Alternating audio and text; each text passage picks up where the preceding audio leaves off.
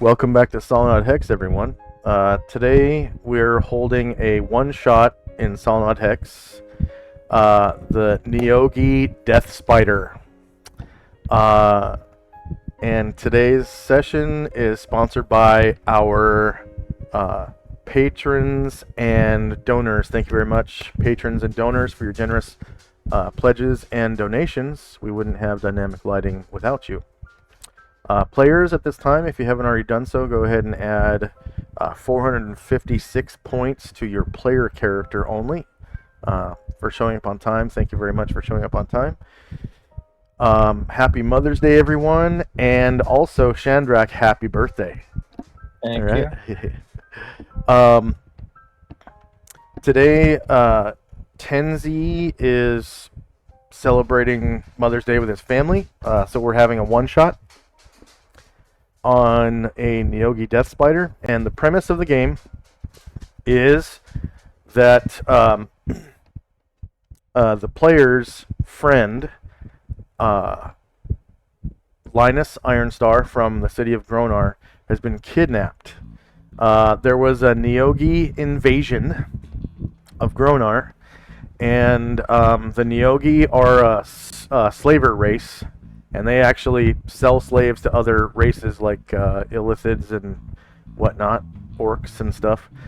And they have, they were, Linus's paramilitary organization, the Iron Star Mercenary Company, was trying to fight off the invasion of Neogi, and they ran out of ammunition and were taken by the Neogi.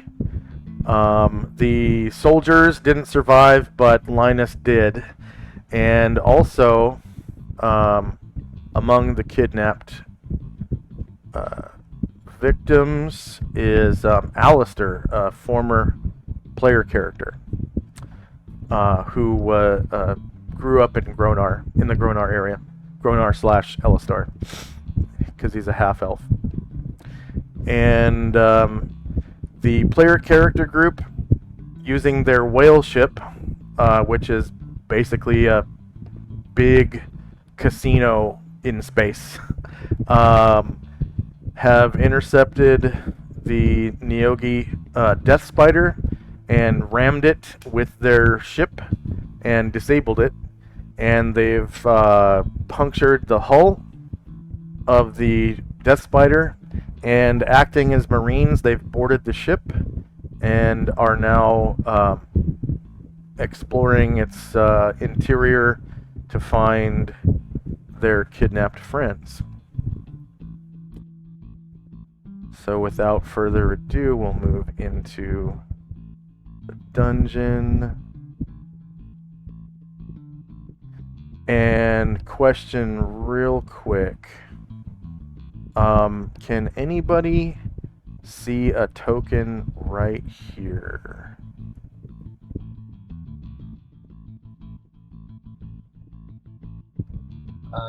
You ping again? I didn't see anything. I'm still on the landing page. Still on the landing? Oh shoot! Sorry, my bad. I get the feeling that Asher's going to be able to see it, because usually you can see stuff that I can't. I just see an empty hallway with a door. Do you see a token? Yeah, I can see your ping. Do you see? I'm sorry, I see your ping. Let me zoom in a little. No token? Okay, ping again. No token. Okay. You see a hallway though? Yes. Okay.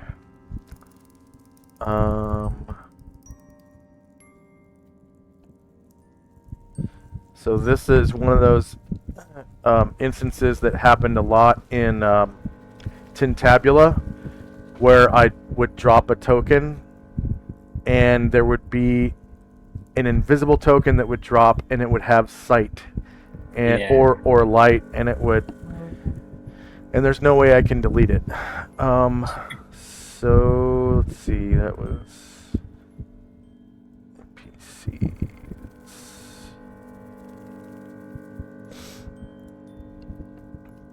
I think it was...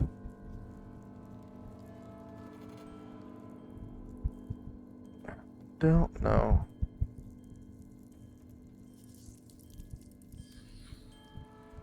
Oh no, I don't remember who it was.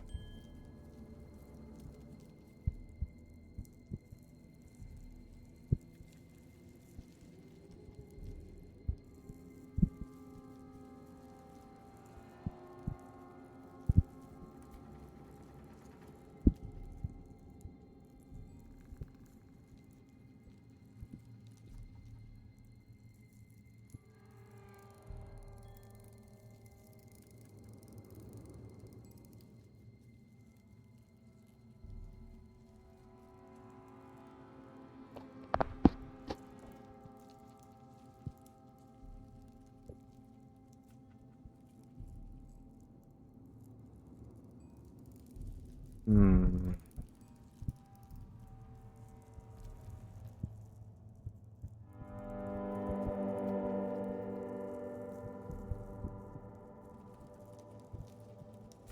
Okay, here it is.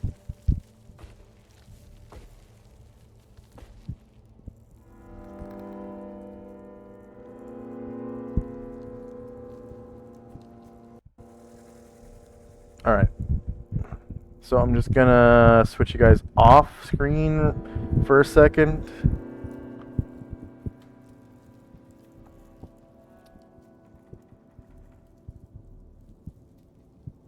Back to the landing page so I can place your tokens.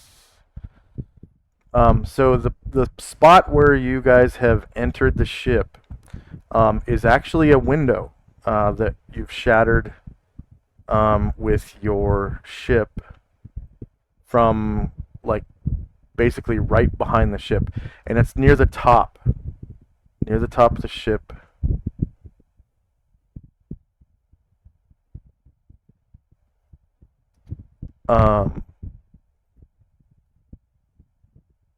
And by top I mean like top floor. I'm over on the landing page. Can I roll Sandrak's Cat's Graces for this adventure? Sure, yeah. I will roll Karen Glars in a moment.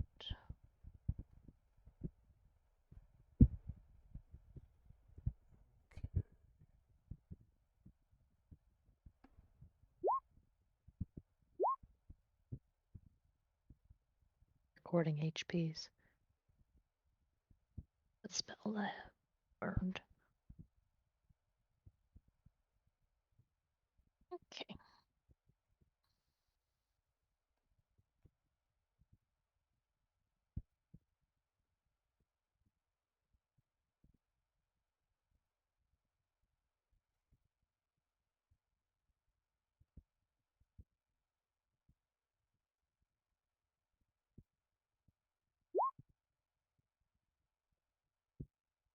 And this adventure should be so short that we're just gonna assume that all the spells are, permanent for now. Okay. Because for our viewers, we are going to be using not individual initiative today. We're going to use group initiative, which is kind of interesting. It's very antiquated, but it's you roll a d6. Players roll a d6 as a group.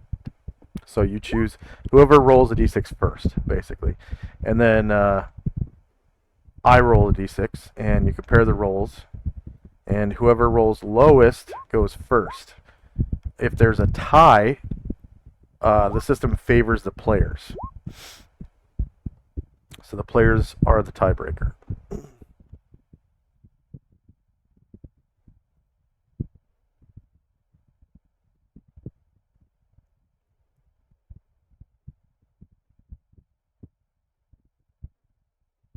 I always manage to roll like a 7 for Cat's Grace on Airdrin when he really doesn't need that much. He just needs a little bit. He doesn't need that much. Is it?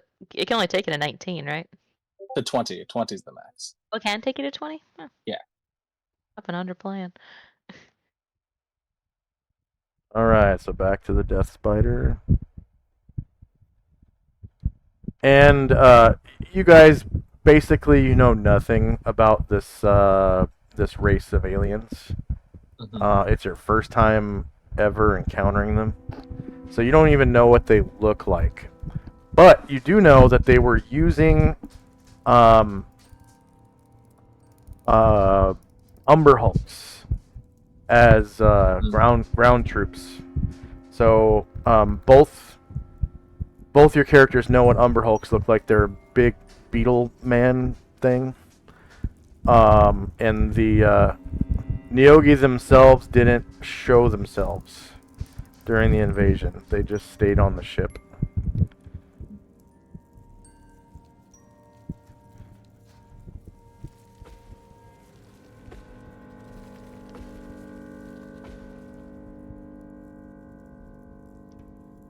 I don't know if you want me to burn some rounds with it or if you just want me to declare it as part of housekeeping. But I'm gonna say that Anatar cast Stone Skin on himself, Asher and Varen, and Karen Glor cast Stone Skin on Karen Glor and Jim, and I have that recorded in my notes. Okay. Yeah. Oh, yeah, I would have done my normal stone skins, which is Shandrak and Brian Druid. And who's my last one?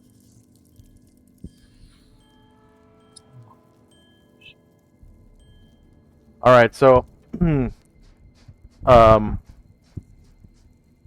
first thing that you notice as you come into the busted window is that it's basically a weapons deck for the ship. Like there's a big old catapult and two ballistae that are they face the rear.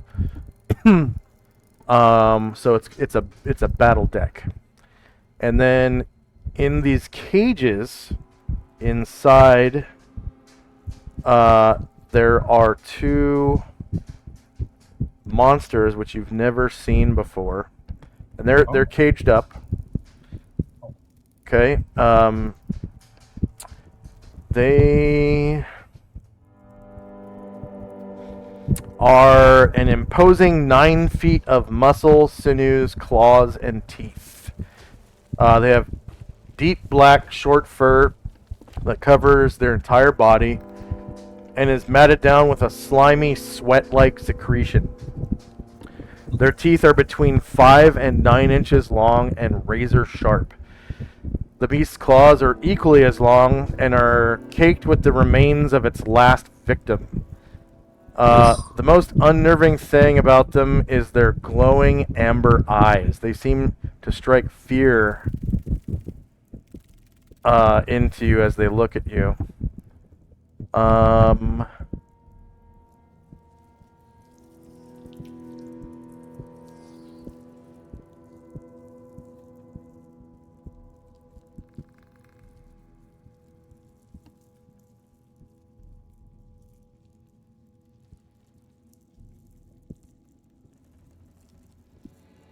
And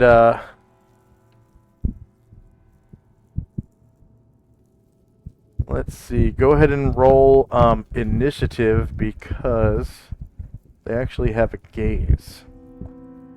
So initiative is a d6. Even though they're locked up, they still have a gaze.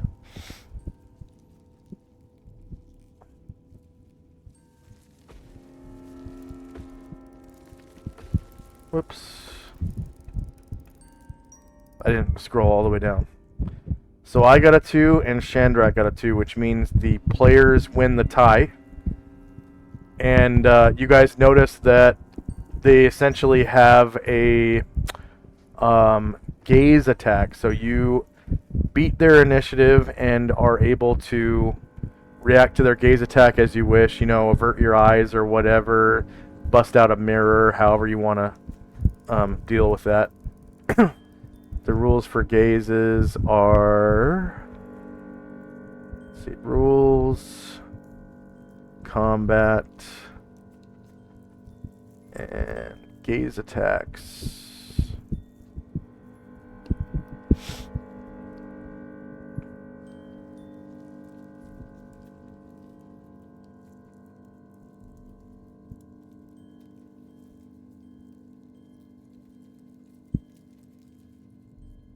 Yeah, I think Shandrak will just say, don't look at those things, and we'll turn away from them. Yeah, I agree. There's not really reason to engage. Asher says, yeah, and she kind of places a hand so that she's like, a hand like a visor over her eyes so that she's looking at the ground, and motions for her people to do the same. Okay. Karen Glork strokes the dozing pseudo dragon around his neck, and says, "Well, he must engage.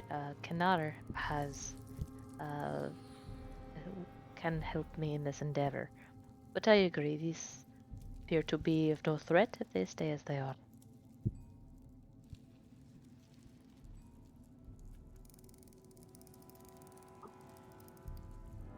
Hey, Karen Blur, I've been meaning to ask you, where did you find that beautiful little beast you have on your neck?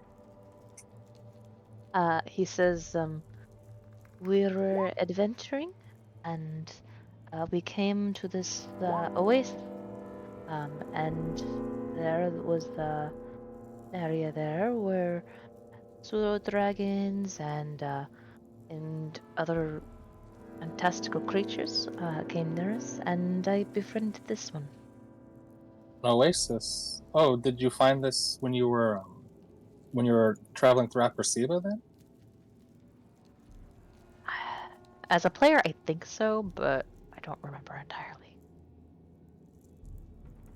So during your conversation, these creatures, they stand up and come over to the bars of their cells and try to reach through and grab you guys. And they're just like stomping around, kind of like gorillas, and making like animal noises.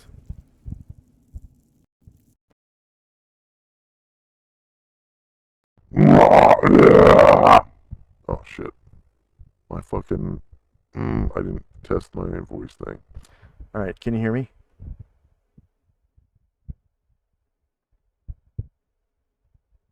Mm.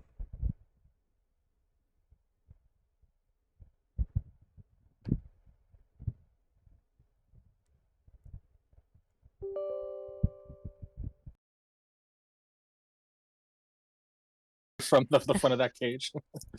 And, a couple of my people will start to call. Anybody hear me?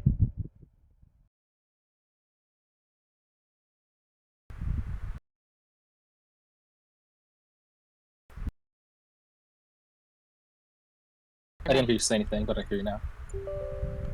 Okay, one second. I'm reinstalling drivers.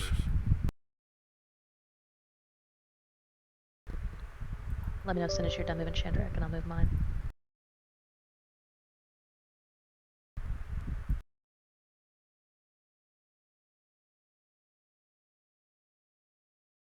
For now.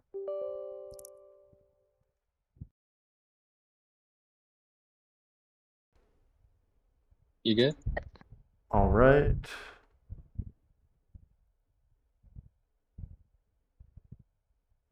Mic check.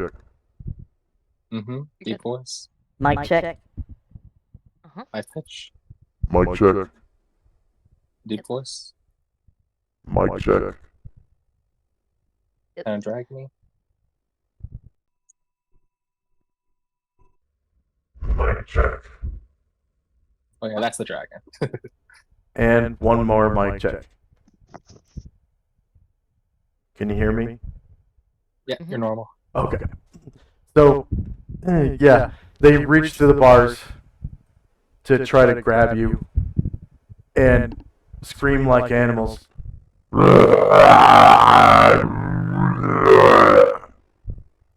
Yeah, Shandrak, just tries to back away and keeps his eyes closed from those weird ass things.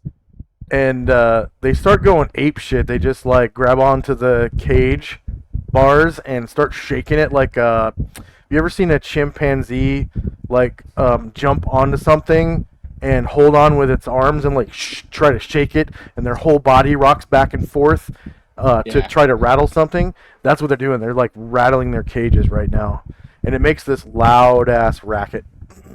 Mm-hmm. Okay. Erdrin is going to try to hide in shadows behind Brian Druid. Okay.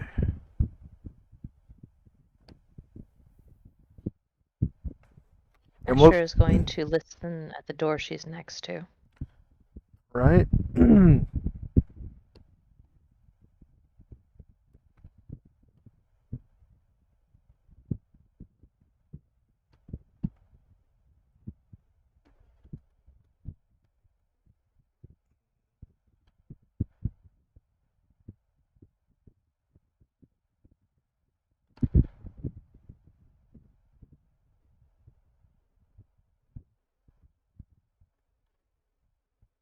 And you said Erdrin was hiding? Yeah, Erdrin. So now that you guys have kind of moved, they can't really reach you. And after about a minute, they just kind of stop, realize what they're doing is futile, and they kind of go back to laying down in their little corners. It looks like their cages have like piles of hay and like a blanket for them to cushion themselves, kind of like a dog bed or something. And they don't speak. They don't speak at all. So we'll go in cyclic turns from left to right. That way, it's similar to how we did turns outside of combat before. So first up is Asher Company. Right. So Asher is going to try to listen at the door she's next to. All right. So you definitely hear the sound of silence in this Okay. room. Asher says, "It sounds quiet in here." And she will open the door. All right. Inside, you find an armory. There are all manner of, small melee weapons, short swords, hand axes, light crossbow with bolts, warhammer. There's even one longsword, and then it's like a bunch of knives and daggers and stuff like that. On the toy box. And Varen, seeing that he's next to a door, will kind of clear the way. That somebody can investigate if they want to.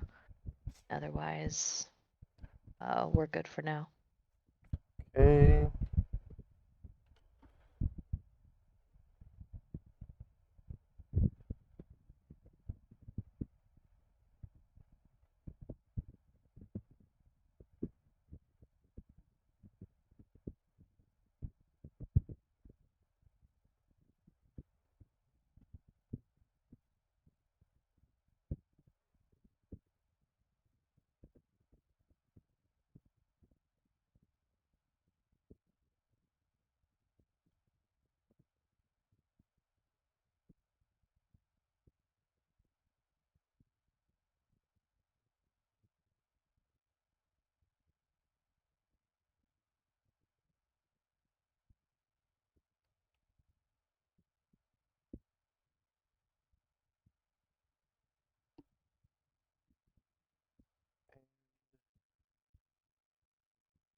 Shandrak and Company.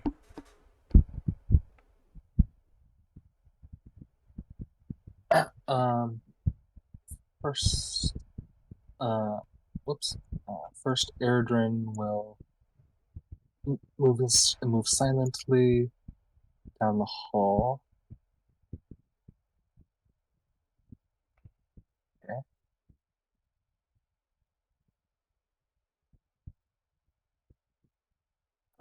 Okay. It's another outside area.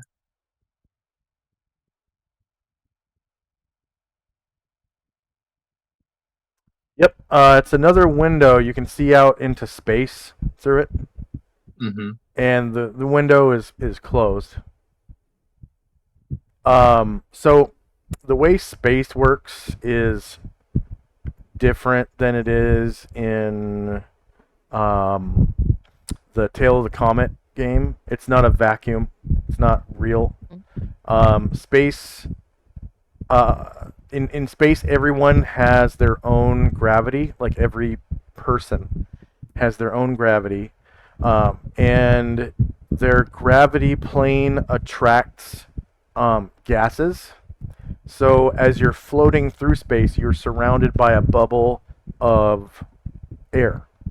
And depending on how long you are in that bubble of air, the air will go stale. So there's like air quality. It'll go stale, and then it'll go to like toxic, and then it'll go to deadly. And it takes a certain amount of rounds to go between categories. And then on a ship, because the ships are so big, they have a lot more gas in their bubble. Because ships have their own gravity too. So as you merge two ships, like air bubbles, like by ramming and stuff and boarding, you mix their gas cloud. And so your ship and their ship's gases are now mixing, and the air quality is still good. Still good right now. It takes like weeks on a ship for the air quality to go from like good to bad to toxic and then to deadly. But when you're floating through space, just your body, it's a lot faster. It's like an amount of turns. So, the air smells just fine. You can tell the air quality just by smelling it. Because as the air quality declines, you're able to essentially smell people's breath. So if you've ever gone into a bedroom where a large person was sleeping and they had maybe some garlicky food before they went to bed, and the room smells, that's what poor air quality smells like. It smells like bad breath. And then, it eventually becomes kind of putrid when it's toxic, and then deadly air is just terrible. Like you like gasp for air, basically. Yeah. So garlic breath, then teenage boy room, Yeah. deadly. And these then more of a convention than death. Yeah. Yeah. Yeah. So that back window that you guys came through is actually broken, and there's like shards of glass flying off into space. And that's how you were able to enter the ship. So the ship is actually exposed to space, but you're still able to breathe because the ship has its own gravity and thus its own air bubble. Yeah. And you can tell that you're like maybe 20, 30 feet above the ship's gravity plane.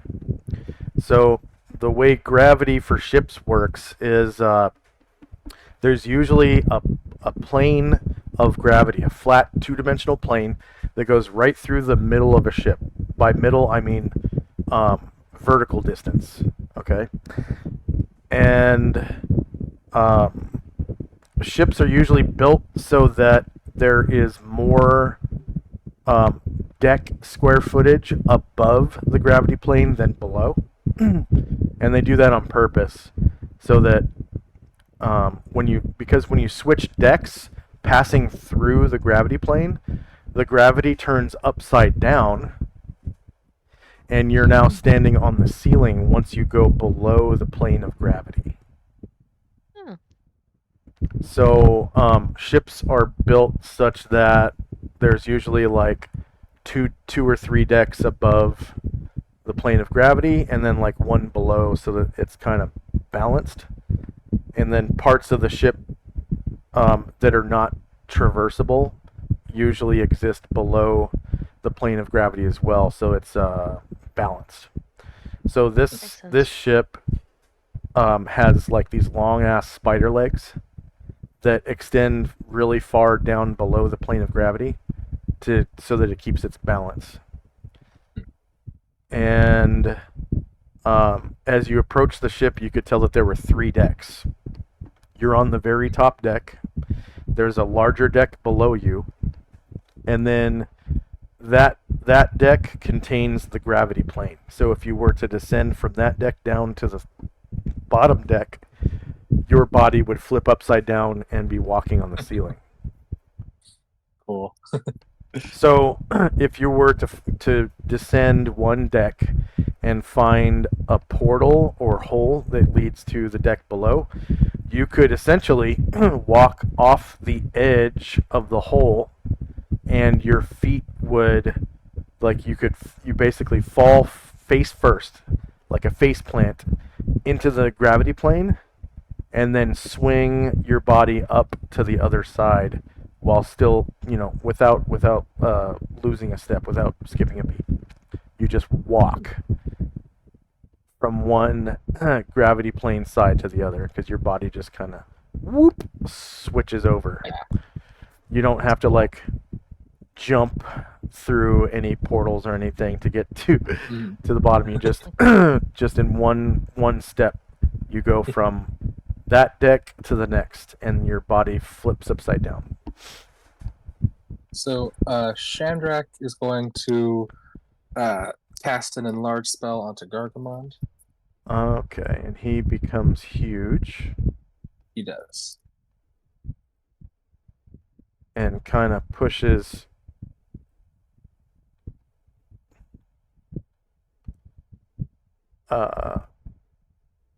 Brian Druid back because of his size. Whoops, why is it not?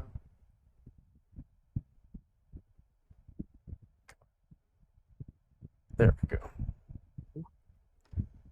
Just gonna And it kind of pushes squeeze Brian through the Druid hallway. back a couple spaces. And Ryer is going to try to listen at the other door. Okay.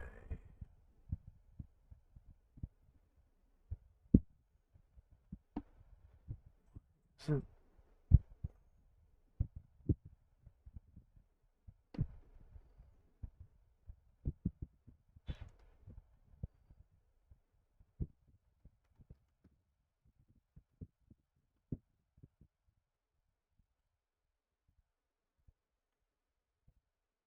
oh, I didn't put the tracks on repeat. Okay. Or did I?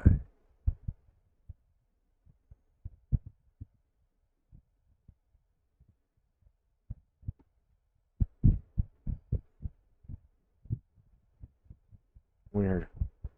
I'm not hearing any music. You guys hearing music? No. I'm hearing music.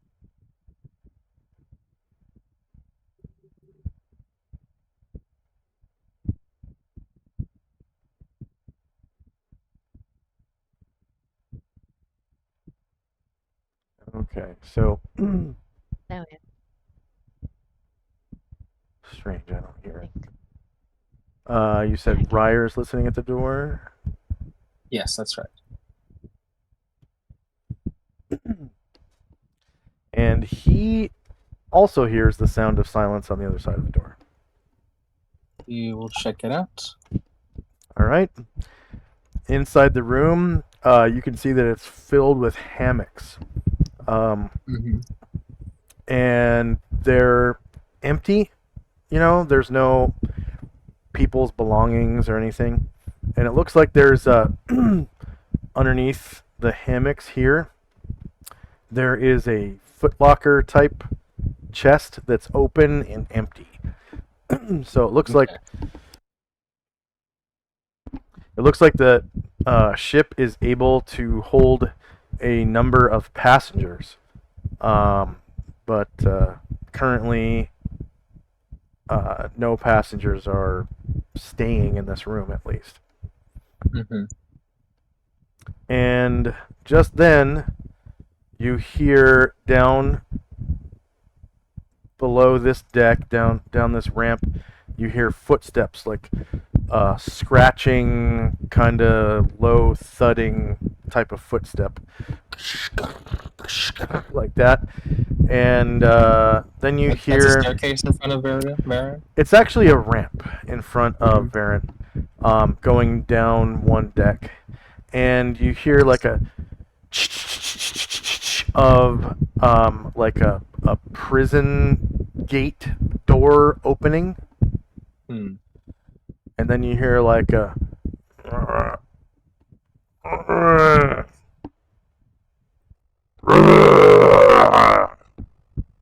Hmm. coming from down below.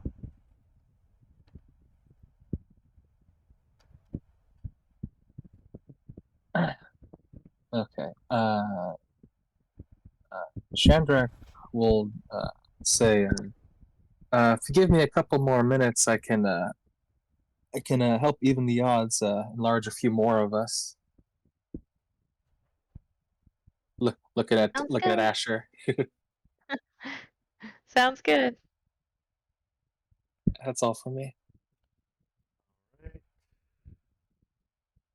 End of round, and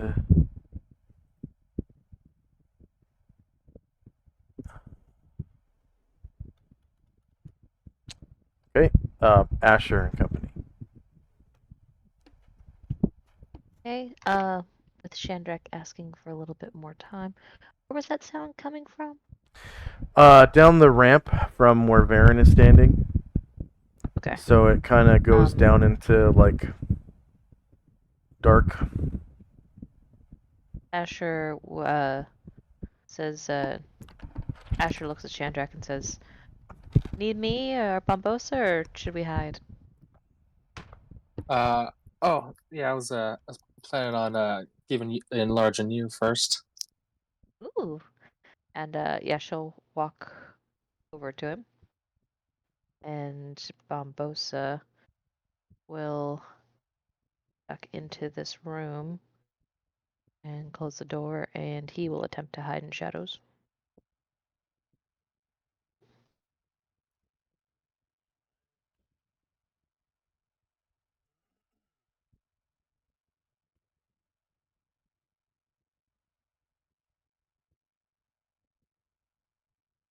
Anything else for Asher? Just moving a couple of people, and that'll be it for me.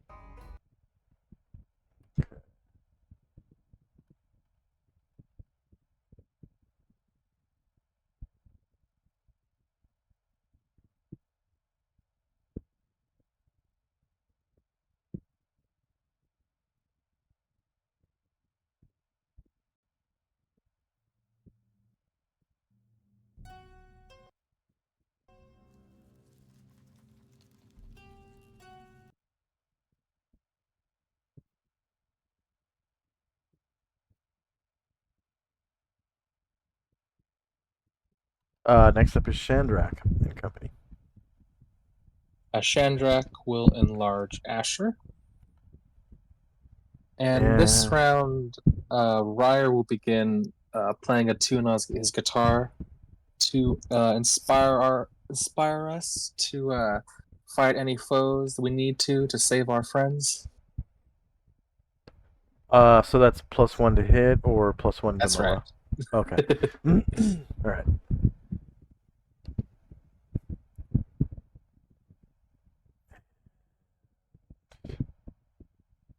Anything else for Chandrak and company? That's all. Right. So end of round, and one of those creatures comes careening up the ramp. Ugh. Oh. And you can see just behind it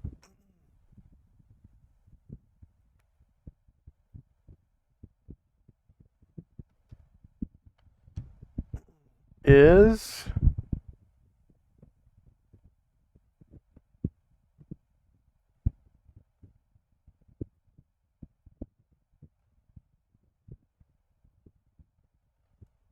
an Umber Hulk.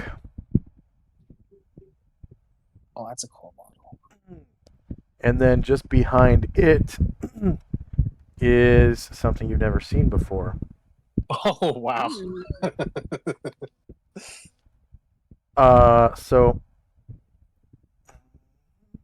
it appears as a cross between a wolf spider and a moray eel. Short, furry, and 8-limbed body is topped by a lithe, bare, fleshy neck with a serpentine head. Its mouth filled with needle-sharp teeth. The ends of its limbs are tipped with small claws. Its fur is a light tan, but dyed a variety of colors to signify something. It looks like it's painted like a rainbow almost. There's like multicolored stripes and whatnot. And it seems to be shouting orders at the big, ape-like creature, and also to the Umber Hulk in foreign language. And I'm certain no one speaks it. All right, so we're now in initiative phase, and I'm going to put on some combat music here. For some reason, the ambience for the map isn't working. We'll see if combat music works. Yep, there it is. So initiative, again, is a D6.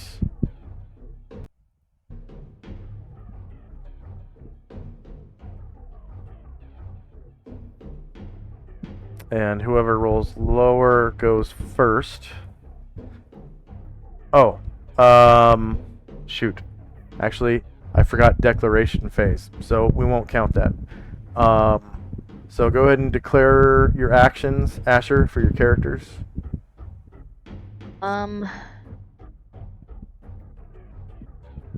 Asher is going to use a bow called shot. All right. Bosa is going to use his darn den. Varen will use his normal melee routine.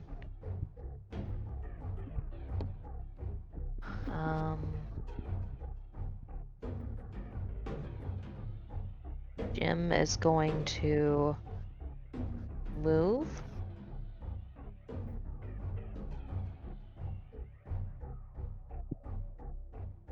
Aaron Glore. It's into tight quarters. Karen Glore is going to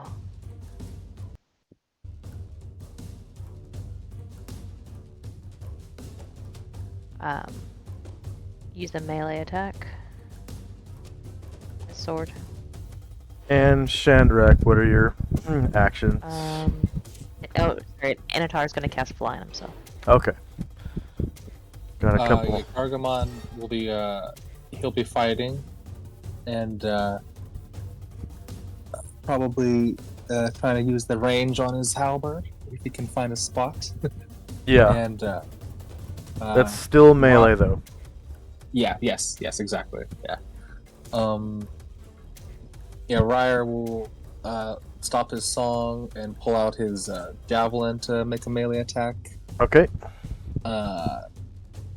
Airdrim will be sneaking and trying to make a sneaking and trying to make a called shot. And Shandrak is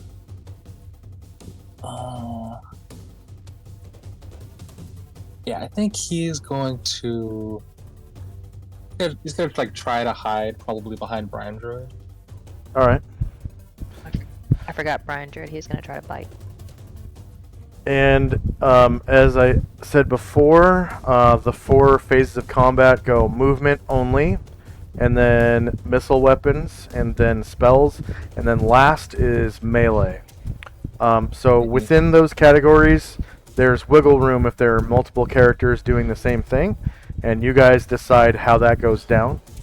But first is going to be the movement only. Someone, I think it was Jim, was going to move only.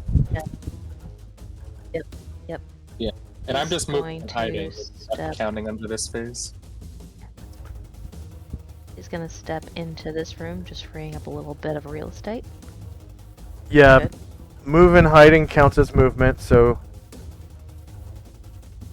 So Shandrak is going to come over and open the other door, close it, and hide in the weapon room. all right. And now we have missile attacks, and I think Asher was using her bow. Yeah. And then, were there any other missile attacks? So Aerodrome was going to try to take a shot. Okay, and you guys can decide who goes first between those 2 characters, so you don't like step on each other's toes and stuff. you can go for it, Chandra. Sure. So Erdrin will first Featherfoot near the end of the hallway, south of Asher, and then he'll try to take a called shot at this weird monster. Hope it doesn't need anything magical to hit him.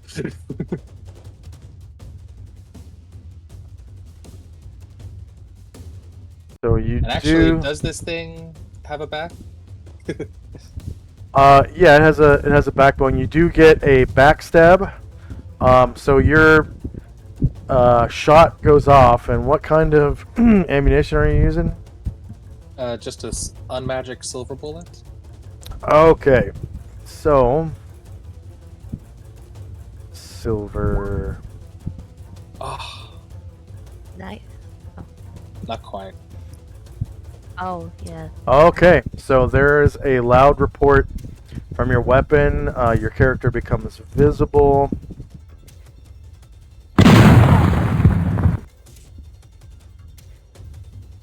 And you actually miss your target. -1 does not beat AC -3.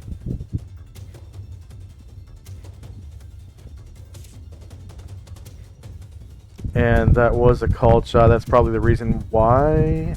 Yeah. Yeah, the reason why you missed was because it was a called shot. Okay, and next we have Asher, and that was the only other character that had a missile attack. So first, Asher uses her ring. Okay. To pop into invisibility. And does the thing perceive her, or does she get a backstab or a +4 or whatever? You get a backstab, and you said you were doing a called shot too, right? So that's a So- -4. Yeah. Yeah, -4, and then with this initiative system, all the multiple attacks go at the same time. So Okay. you do all of your bow attacks, which I think it should be 2, right? So the first one is a backstab, and then you have the option of doing your second one, but it's not going to be a backstab. And does she get the enlarge bonus for arrows? Of course, yes, sir. Yep.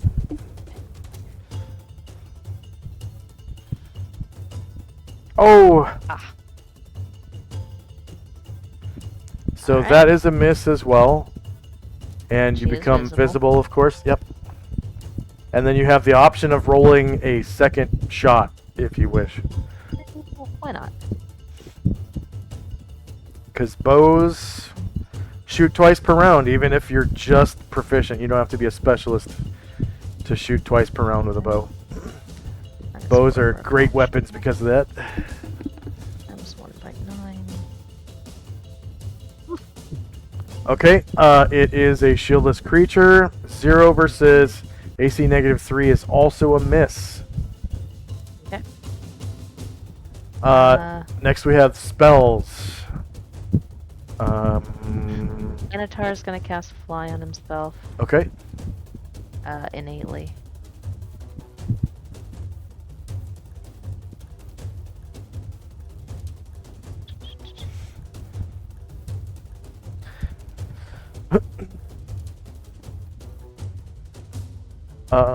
Just go ahead and give him a jet symbol for now, so that we know he's flying, or that we can remember he's flying. There it is, okay. And space in here is pretty tight. The ceiling is about 15 feet high, so you can do like, 5-foot fly altitude, and that's about it. You can pass through friendly squares, obviously, and you'd get higher ground usually from, like probably the Neogi. The renders are 9 feet tall, so you get higher ground on them, and the Umber Hulks are 8 feet tall, so yeah, you get higher ground on them too. By And flying. since it's innate, he'll go ahead and he'll raise up at 10 feet right now. Okay. And that is maneuverability class B or something? Yeah, B. Yep, there it is. So maneuverability class B allows you to hover and fly backwards and whatnot. You just can't fly upside down, or like in a laying down position like Superman. With class A, you can Superman.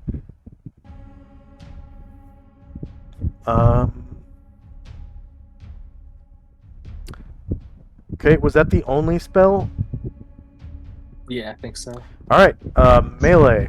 So, as I recall, there were a lot of melees, and you guys get to pick how that goes down. Obviously, if you were to do Varen first, you get all of his attacks, and he would be able to move out of that position. If he doesn't kill the creature, then obviously they get attack of opportunity, and then you can move in another character after that if you want to do it that way. That is what I would like to do if Shandrak doesn't object. But I was thinking, yeah, Aaron should go Okay. first. Alright. And then, of course, Gargamond has reach, so you could Mhm. put him behind somebody. Yeah. So you know all that tactical stuff. Yeah. And technically, Varen has higher ground on this render as well, because he's on a ramp. Okay. Nice. Oh, and some of us will have had Heroes Feast pretty recently as well, which is a +1 to hit. +1. Yeah. Higher ground. +1.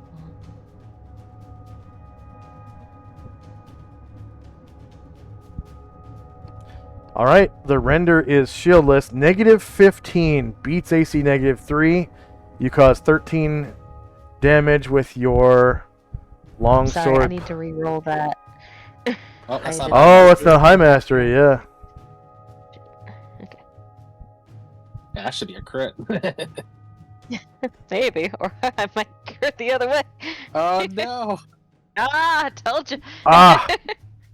So he rolls a 1 and is stuck in place. Yeah. Okay. All right. So anyone who has a reach of 1 that wants to make an attack on the render has to move into his square and then back out and take Okay. attacks of opportunity.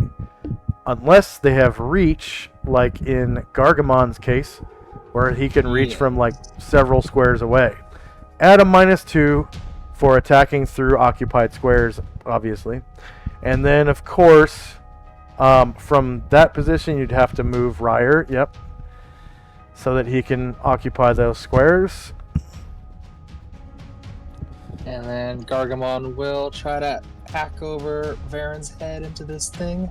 And he gets 2 attacks because of his mastery and his level, correct?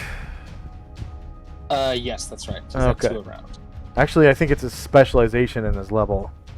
He hasn't gotten to Grand Mastery yet. Oh my Okay. goodness. 3 versus AC -3 is a miss because it's a shieldless. And your second attack, please. -5 go. beats AC -3. You cause 28 damage to the render. First blood. And Gargamon will move out of the way to give people some room.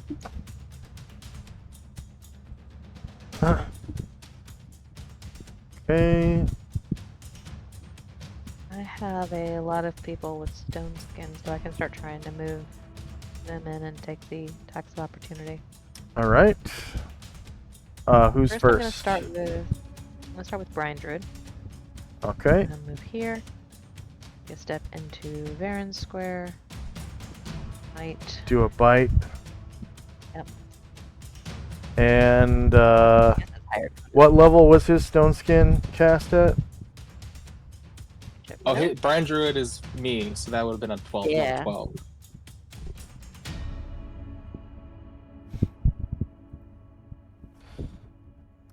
Airground. +1.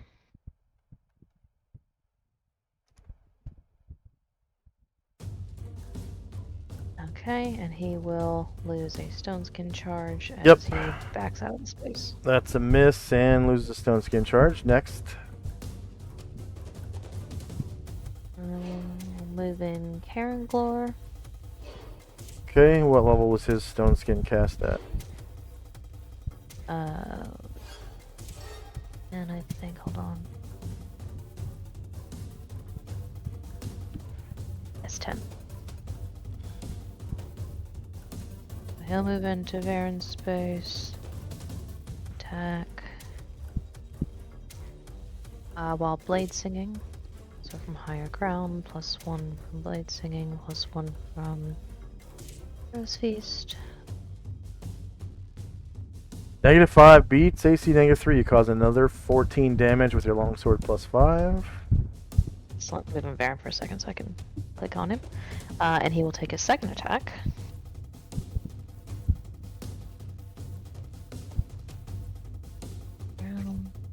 +1/+1. Okay, -2 does not beat AC -3. That's a So miss. as Caranglor backs out of that, he will lose a stone skin charge. Yep, as the render swipes him with his, well, bites him, I guess. I think they have a bite.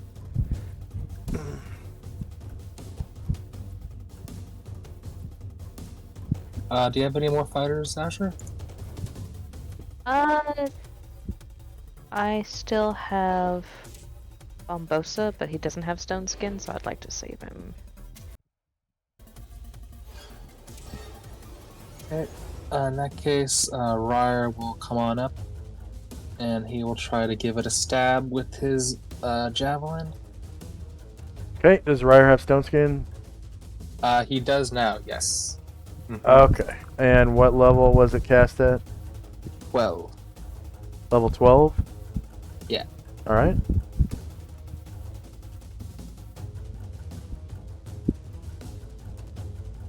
Don't forget your higher ground. Oh, yep. Let me re-roll that.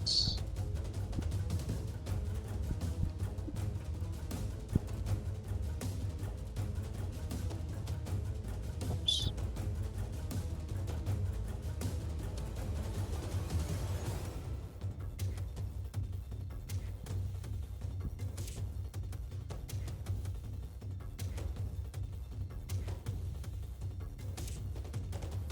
Alright, Alright. -7 beats AC -3.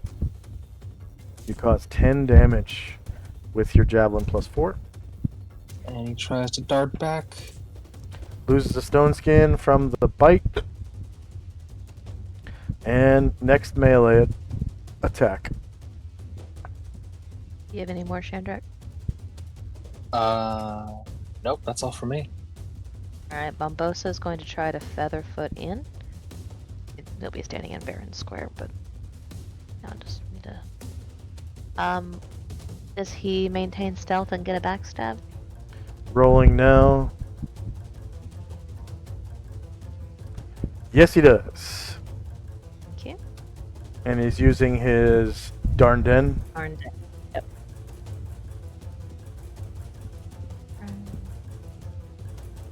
Darn den. Oh, darn! Oh! Okay, so he is displaced backwards 1 square. And is now off balance because he rolled a 1. Any more melee attacks? Okay. So, He'll be visible, and I think the thing gets a swipe at him when he has to be displaced, doesn't he?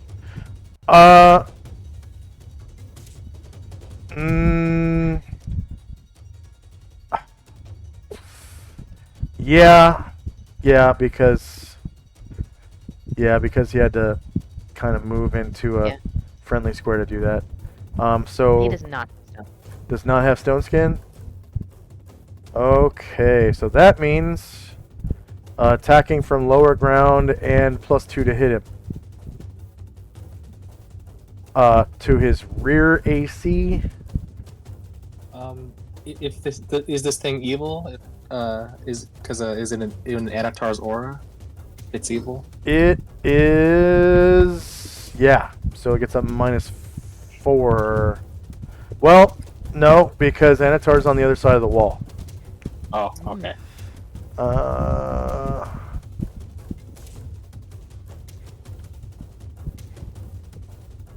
Let's see. So it will try to bite Bombosa, shorter melee, lower ground, and +2 to hit for Bombosa being off balance to his back attack. No damage roll modifier. -5 beats AC 7, and Bombosa takes 16 damage from the Render's bite.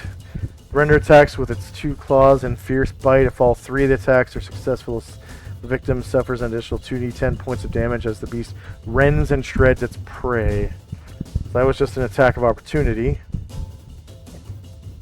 Okay, any more melee attacks? Alright, so the Render is going to do its attack routine against Baron.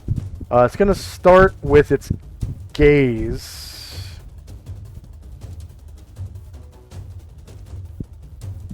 And this won't have any effect against gaze, but Varen does have a level 9? A level... Oh, sorry, a level... Level 11 Stone Skin cast on him. Final answer. Oh, level 11 Stone Skin. Okay. So Varen must pass a save versus paralyzation or be affected by the fear spell for 13 rounds. Can't, because he is, he had Hero's Feast today, so he is immune to fear. Immune to fear. Oh, I think he's one of those characters that's immune to fear, period. Oh, that's true, yep. Right?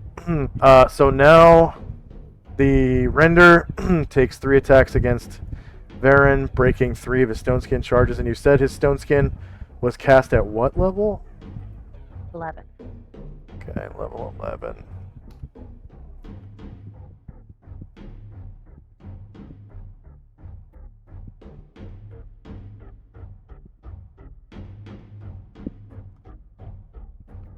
So it's Claw, Claw, Bite, and Gaze. Oh, and it goes Berserk. Oh. And makes 3 more melee attacks against him. Claw, Claw, Bite. eating up a total of 6 of his charges. God damn. All right. And then the Umber Hulk,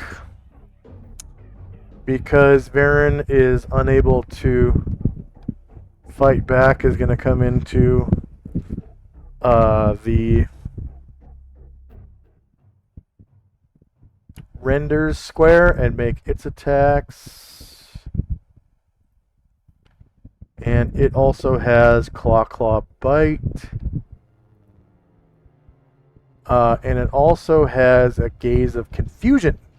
So I'm going to start with the Gaze of Confusion. Varen must pass a save versus spell or be affected by the Confusion spell. Spell. Does he get a wisdom adjustment? Yes, he does. So that's a huge adjustment for him. His wisdom is super high. Confusion is a charm spell, so that's mental. Alright, he passes and then takes claw, and then his stone skin is gone. Okay. And takes a bite from the Umber Hulk. So this is against his surprised AC, because he is off balance. So shorter melee, lower ground, and +2 to hit because he's off balance. No damage roll modifier, and surprised AC 2 versus -10 is a miss.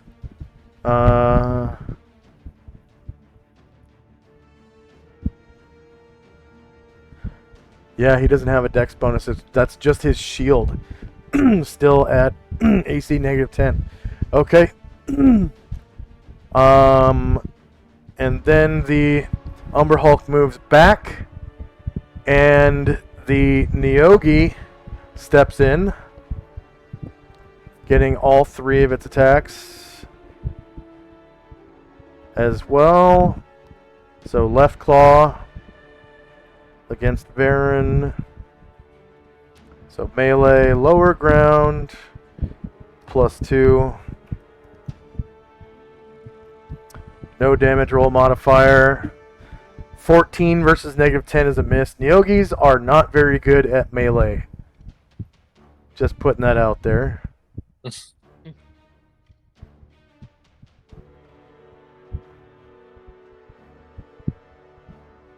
Oh, I didn't put the damage in for the Neogi. 1 second.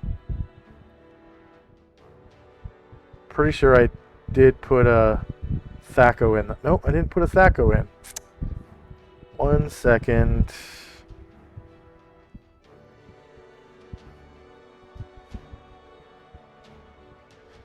Okay, they have regular monster Thaco. So I have to re-roll that. Monster.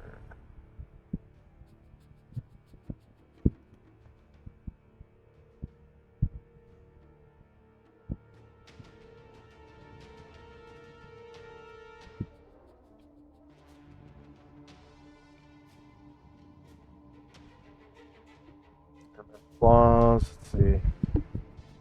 They do D3, D3, D6.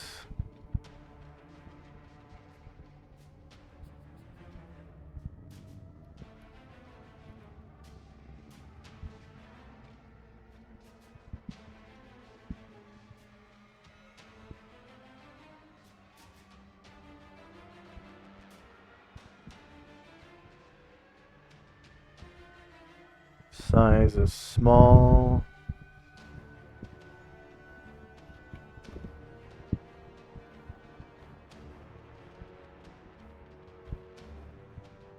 Andrak, how many people do you have total?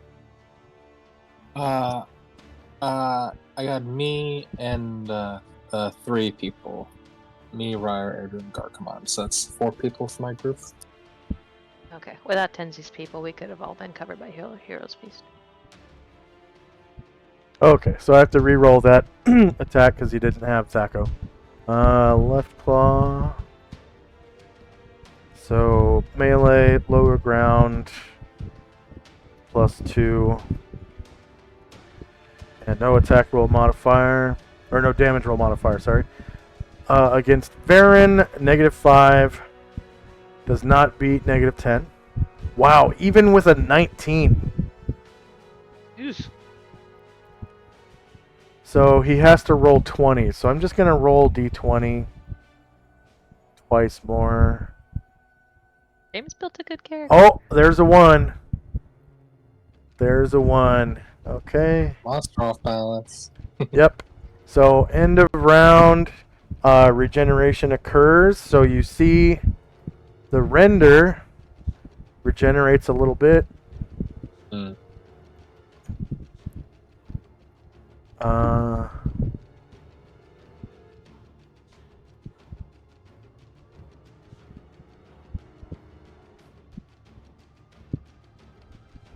I need to zoom in and see how much they regenerate because it's on his token markers. Kind of zoomed out. Okay, wow, pretty hefty amount actually. For as far as regeneration goes, so you see the green bar goes up a little bit. Okay, so you can remove your poops because that's the end of the round.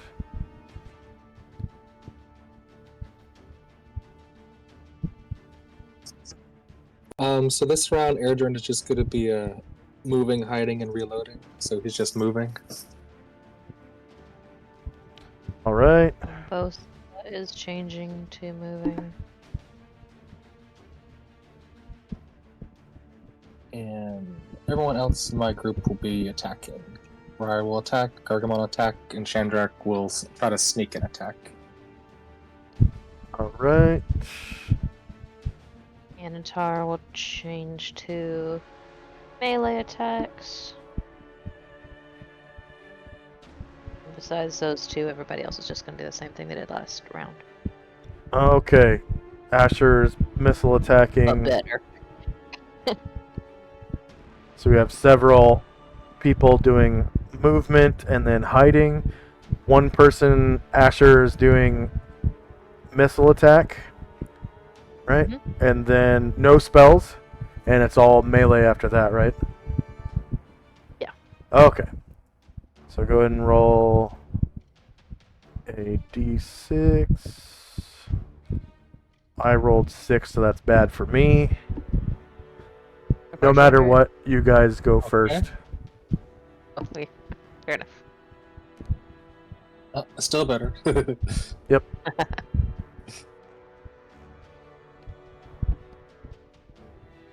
All right.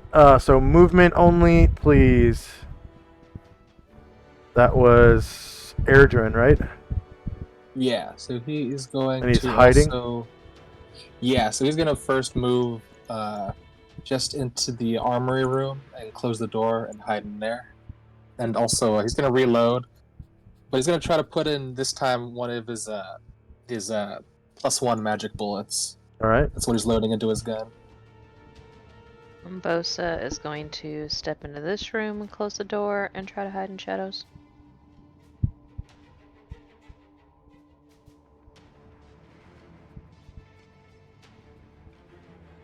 All right. Anyone else with movement? Jim's gonna stay where he is. Okay, missiles. If I remember correctly, it's will just use Asher, her correct? Ring. Yeah. Yes, use her ring. So first attack, presumably be a backstab at a -4 from a called shot. Yep. And you have higher ground as well.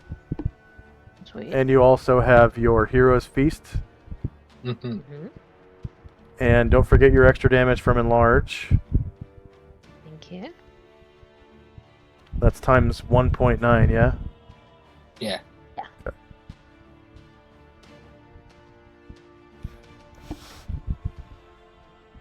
I missed one.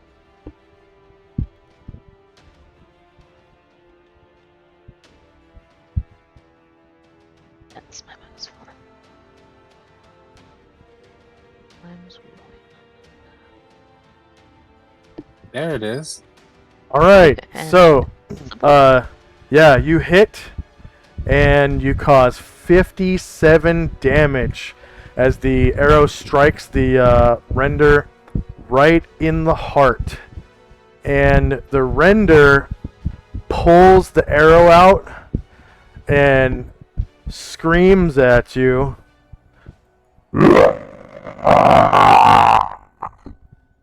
And before your eyes, the wound closes up, and he snaps the arrow in two and drops it on the ground. Same to you, buddy. And she'll shoot another arrow at him for the hell of it. but I'm not actually gonna roll because Yeah. obviously. Yep. Just to make him uncomfortable. Yeah. And we'll say you strike him in the arm or something, and he pulls it right out and Yeah. snaps it. And the wound closes right before your eyes. Okay. Okay. So now... Oh wait, sorry. Oh, never mind. No, sorry. I was gonna say Airdrin, but he hit this round. Sorry, never mind. Any other missile attacks? Okay, any spells? I don't think there were any spells. Nope. Alright, melee. Are we starting with Baron? Alright. Yes, please. Kind of the smart way. Rolling High Master. And he gets 3 high mastery sword attacks. And don't bother with his claws. Oh yeah, and he gets a shield attack as well. Don't bother with his claws, they just kind of pass right through the beast. Okay, high mastery against shieldless. -14 beats -3. You cause 10 damage with your first sword attack. Alright, and then he goes shield. That's a +4 sword. And a good sword. Alright, shieldless, -1 does not beat -3. Alright, High Master sword again.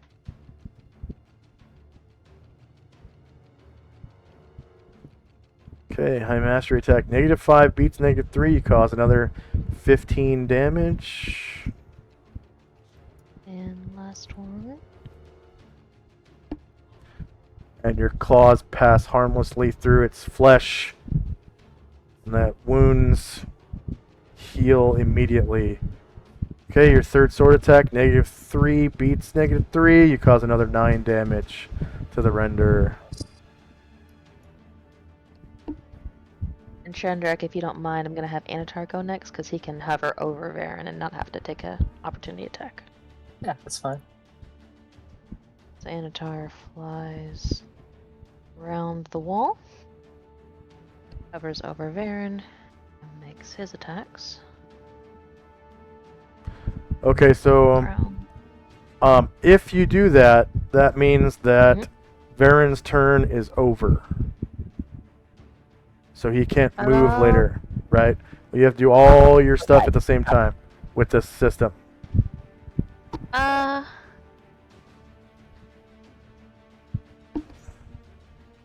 Okay. Yeah, because he'd have to take an attack if he did, and he's on a stone skin. Yeah, I'm fine with that. Okay.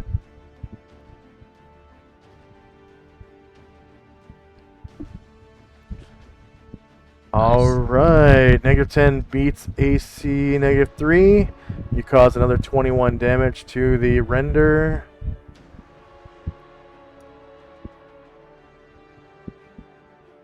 Alive? Still alive. There's just a... Alright. You guys might not be able to see that tiny little sliver of health on its green bar. I think it's inside the wall, slightly. I use thick lines for walls, so it kind of blocks a little bit more than everything. Actually, you know what? I can easily change that by selecting all of the walls and switching from extra large to thin. Huh. Okay, now can you see his health? Yeah, I see that. It's got a little Okay. magic pixel. Okay. That's a miss. Wait, now some of the walls are missing, aren't they? I mean, they don't look missing necessarily. It just looks like the shadows. There's, okay, yeah, I see. One, Yeah, it's not. okay, Often yeah, are they're we not gonna get missing. down to like 2 hit Alright. points. So you can see the tiny little sliver left? Yeah. Okay. Definitely. So Anatar's second attack, shieldless. -2 does not beat AC -3. Okay. That will be it for his turn. Okay, and Right, he's staying there? Yeah. Okay. Gargamon will come up and temporarily share space with Brian Druid and Yep. try to finish this thing off. Okay, -2 to hit for attacking through an occupied square. And then you get higher ground, and you also get your +1 from Hero's Feast, and your 1.9 damage from Enlarge. And any other bonuses to hit or damage? Sounds about right. And Watch Your Pants is here. Hey. Shout out to Watch Your Pants.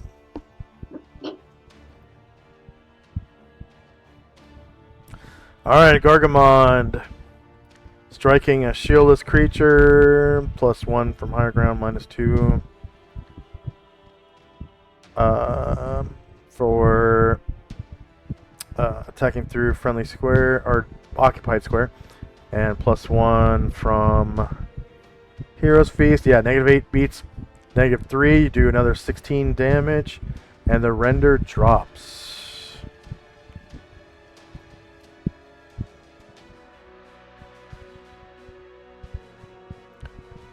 And blood goes everywhere. Death.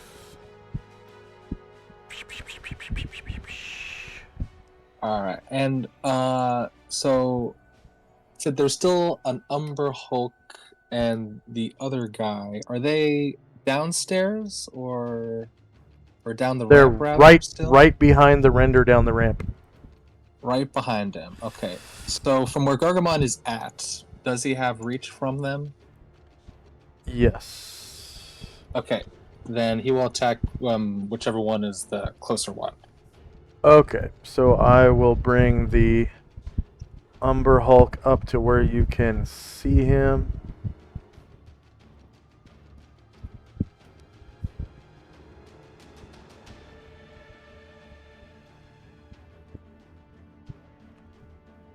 There we go. And that's still higher ground, -2 to hit, +1, or -2 for through occupied square, and +1 from Hero's Feast. Shieldless, -12 beats AC 2. You cause 20 damage to the Umber Hulk.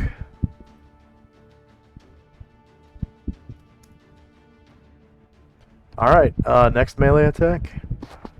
That was his 2 attacks. So then Gargamon will just make some room for people. Okay. So I am going to just kind of slide the Umber Hulk like half a square back, because this square is technically unoccupied, and you can still target, hopefully, the Umber Hulk from this side by clicking on its token. So that's just so you guys can kind of plan your next move. So you don't have to actually stand in an occupied square to attack him, because this square is technically not occupied, other than by a dead render. I'll take my last move with Ryer, and he'll move up, and he'll go into that square where the Umber Hulk, or where the render was, and try to poke at the Umber Hulk. Okay, I'm going to put Ryer to the back so that the Umber Hulk is over him. See, if you click on the bottom of Ryer's square, you'll be able to select Ryer. And then when you do your attack, click on the top of Ryer's square, and it'll target the Umber Hulk. Because they're overlapping right now.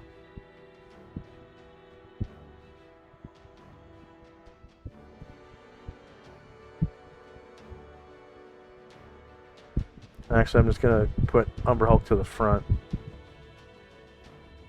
That'll be easier. Oh, he attacked himself. Oh no, he attacked the Ember Hulk. Okay, the Umber Hulk is shieldless. AC1 beats AC2.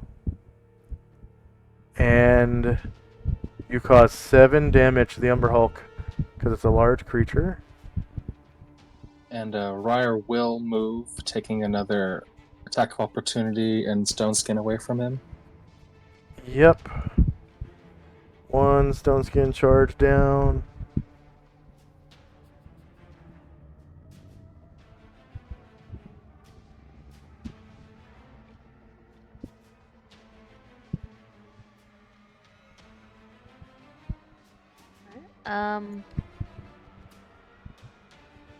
Brian Druid will temporarily move into that area.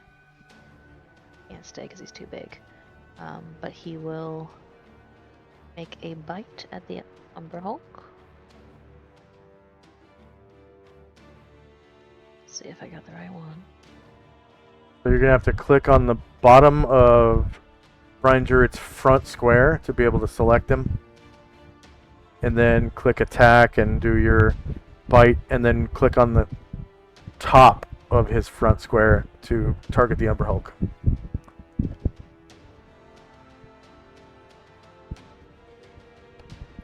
I don't think... Looks like I got it. Alright. The Umber Hulk is shieldless. Looks like you get a confirmed crit and cause 49 damage to the Umber Hulk. And it looks like it drops. Awesome. So he won't take an attack of opportunity, I suppose, as he backs up. That is correct. And I'm going to put the Umber Hulk where it's supposed to go and then onto the map. There we go. Alright, so before you, all you can see down the ramp now is a Neogi. Okay, so Karen Glore is coming for him. So he steps first here. Then does he need to go down one more to be in front of the Neogi? He is now standing on top of the dead Umber Hulk, and you can see down the hallway Awesome. with your... Why is this vision so good? Don't know. Karen Glore, dynamic lighting, 60 feet, red, nocturnal.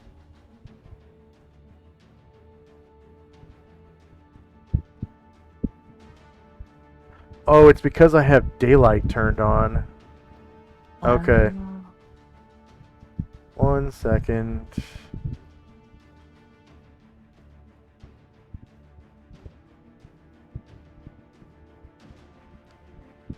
Oh, yeah. There we go.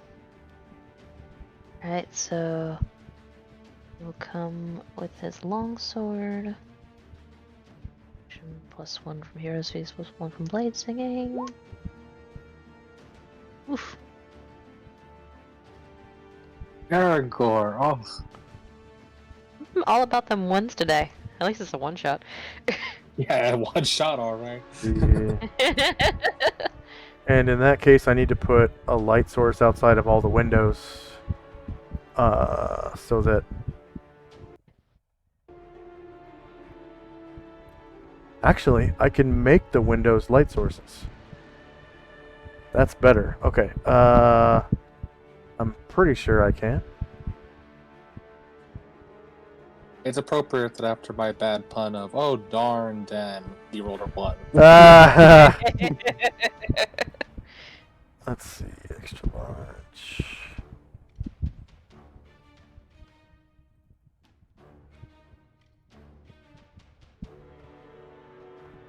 Huh, no I can't. Okay, 1 second, 1 second. Opens, light sources.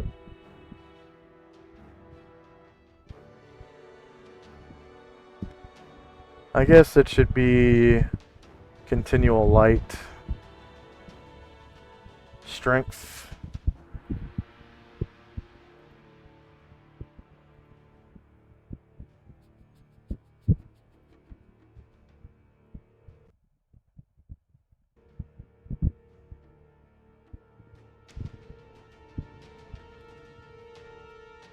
So I'm putting continual lights just outside all the windows.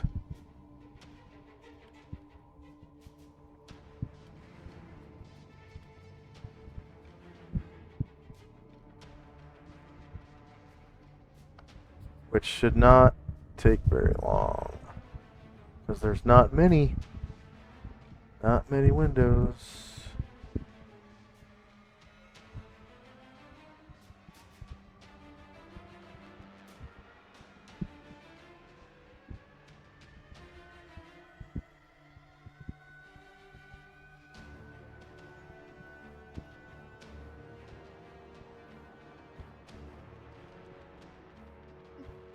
That deck that most of the characters on has a window in front and back.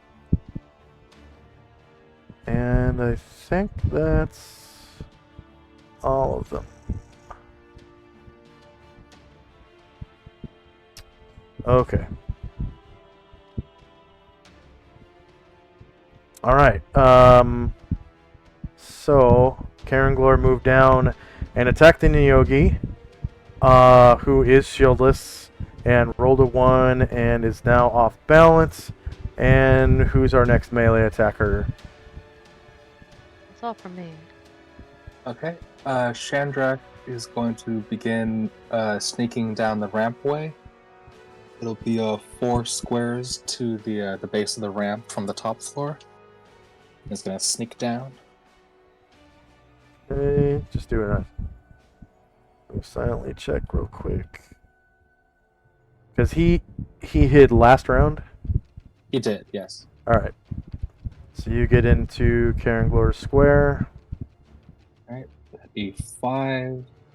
I'll take 6, 7 movement of Featherfoot to get behind the Neogi.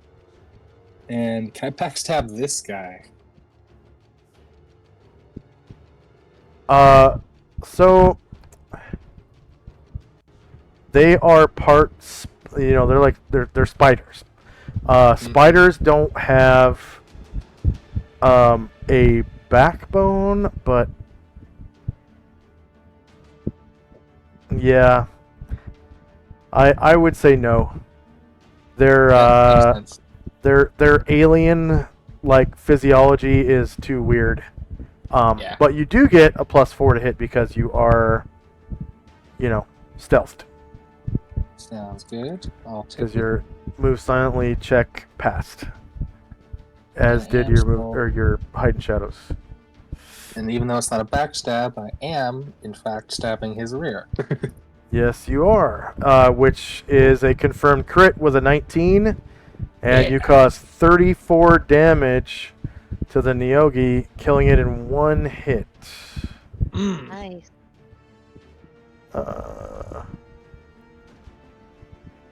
So you rolled a 12 on... Oh, that's... No, sorry. 22 damage. It's a small creature.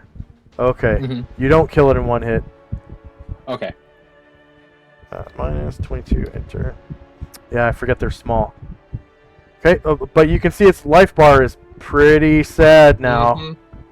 Yeah. And it lets out this weird squeal like...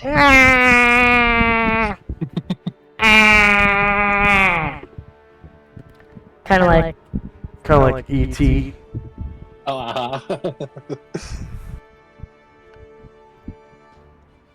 Any other melees? It's all from me. Okay, end of round. Did the You're getting Neogi go. act? Oh, that's right, the Neogi. It is going to... I guess Claw Bite Karenglor, who has Stone skin. Stone Skin.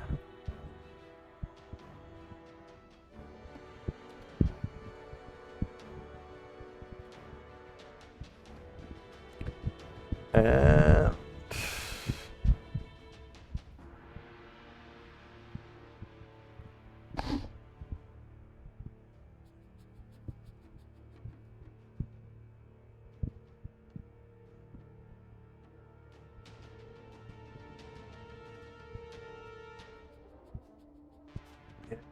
that's it. Okay.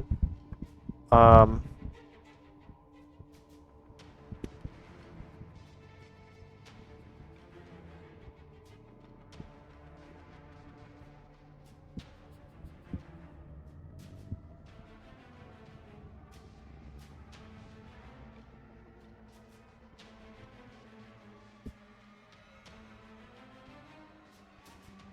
And we are now in initiative phase.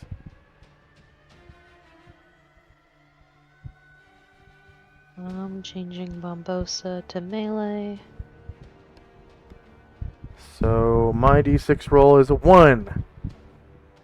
Ooh. So if you can match that, Asher. you get the drop. Yeah, you can roll this time, Asher. Okay. Has I been so good at rolling once? Didn't think of that. All right. So again, this Neogi is going to claw bite Karanglor, dropping his stone skin charges by 3. Yeah, I got 3 melees and 1 missile is what I'm doing. Okay. And actually, before that,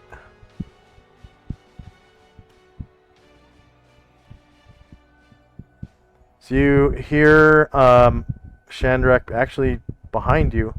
You can see this door open. Uh-oh. Okay. And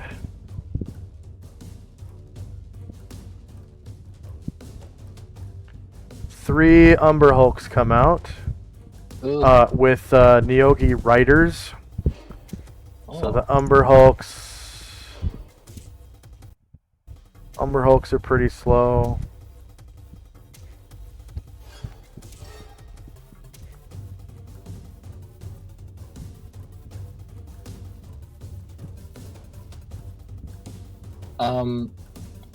If that would have happened at the top of the round, then Chandrak would do movement instead of melee. No, because you already declared. Okay. So 1, 2, 3, 4, 5, 6. And just kind of like that. By top of the round, I mean they go first, and it was movement first before that attack. Okay, I thought you meant like before the round begins this happens. Okay, no problem. Yeah. Yeah, okay. Oh, and I don't know if you heard, but I'm changing Asher and Bombosa to melee. Yeah, you said.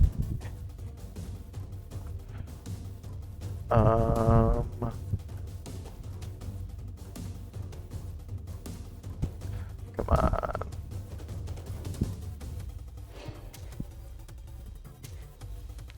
One, 2, 3, 4, 5, 6.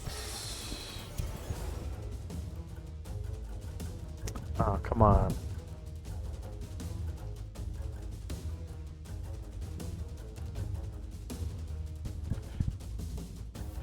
So these Neogis are literally riding on the shoulder of the Umber Hulks.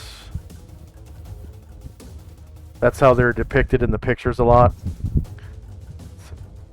Whoops. What the hell? 1, 2, 3, 4, 5, 6.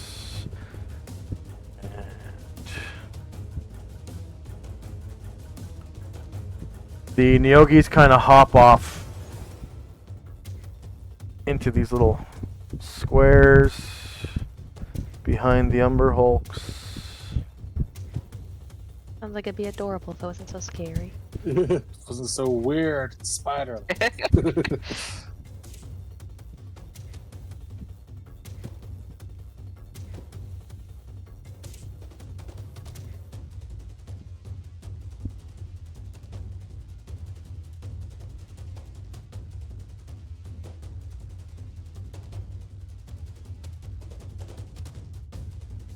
Okay, and we're gonna have our first 5-minute break. Yeah, sounds good. Real quick, and we'll be back in 5. I can't do commercials right now for some reason. All right, here we go.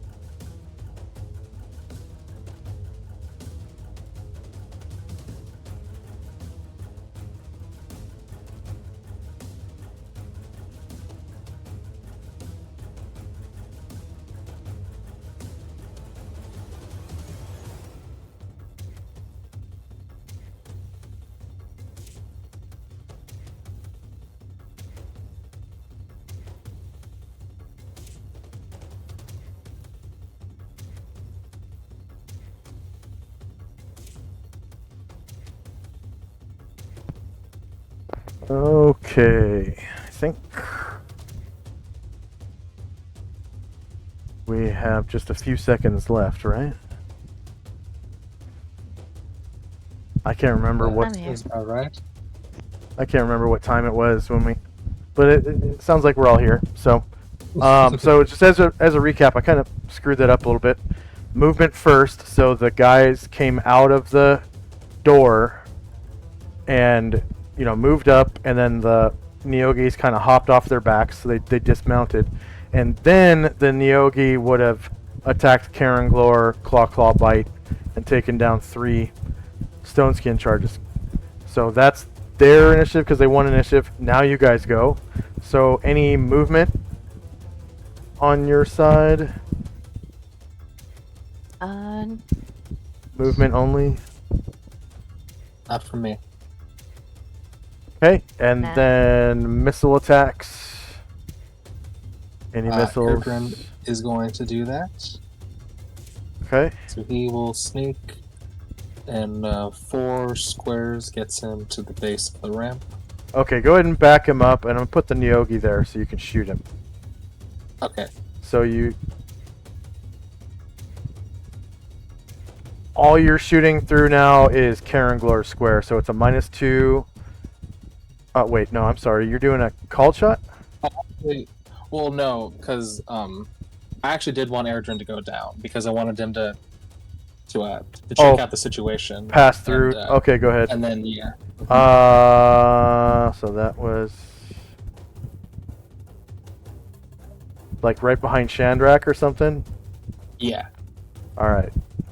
And then once he's there, yeah, he sees there's some more trouble down the hall. So he will take a shot at. And right here you can see one of those cages, and the door is Mhm. open. Cage door is open. It is. Yes, and now that you're at this spot, you can see a hexagonal hole in the floor leading down to the lower deck.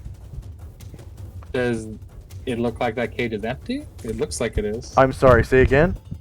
Is the cage empty? It looks like it is. The one you said is open. From the angle from which you're observing it, it does look empty.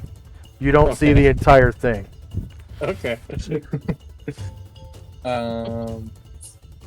Yeah, so now that Erdrin is down there, he sees some more baddies down the hall, so he will take a backstab shot at this Umber Hulk near the front. And he was feather footing, yeah? Yeah. Alright, so I need to roll move silently. Okay. So Umber Hulks, again, are insectoid creatures and have no backbone. Mm-hmm. That's right. Yeah. Okay. But those, the renders, oh yeah, they're kind of like an ape. They're like a cross between an ape and like, I don't know, something else.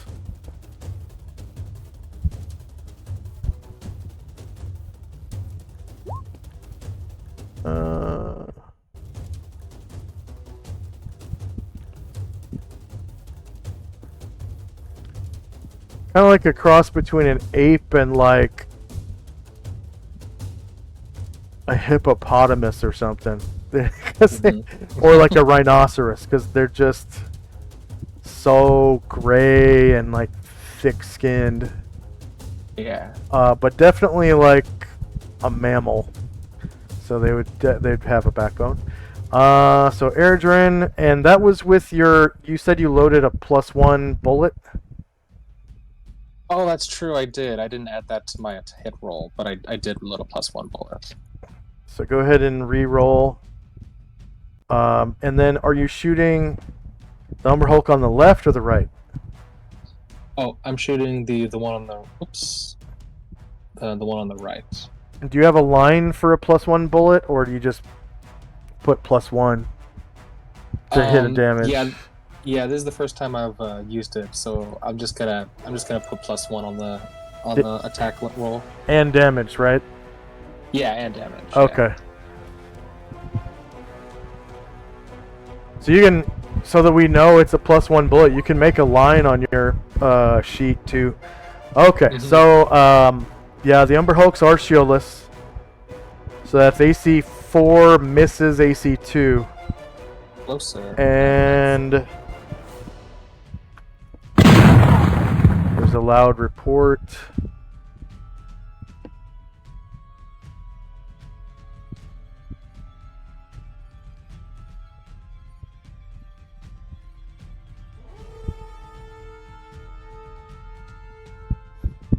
Okay.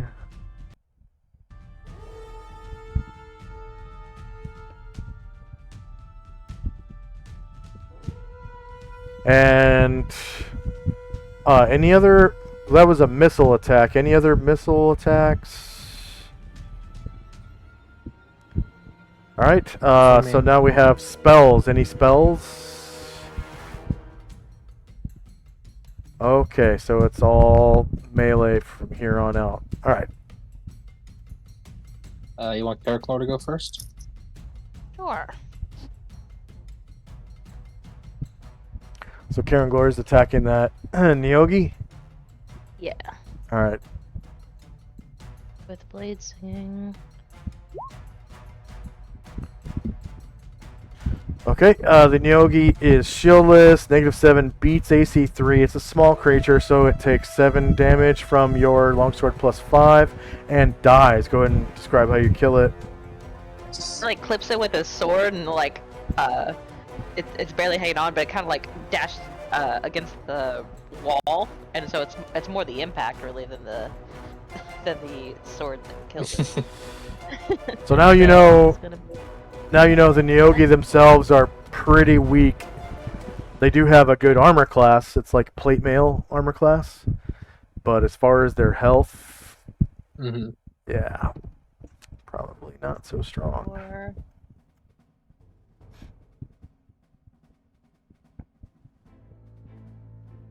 And Karen Glor has a second attack, right? Yeah.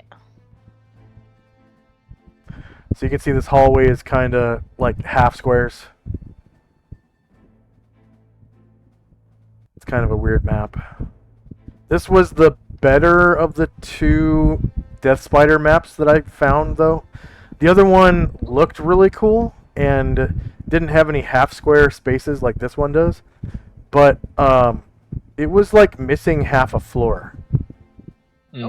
Because the third floor was placed directly over the middle floor's like butt part of the spider.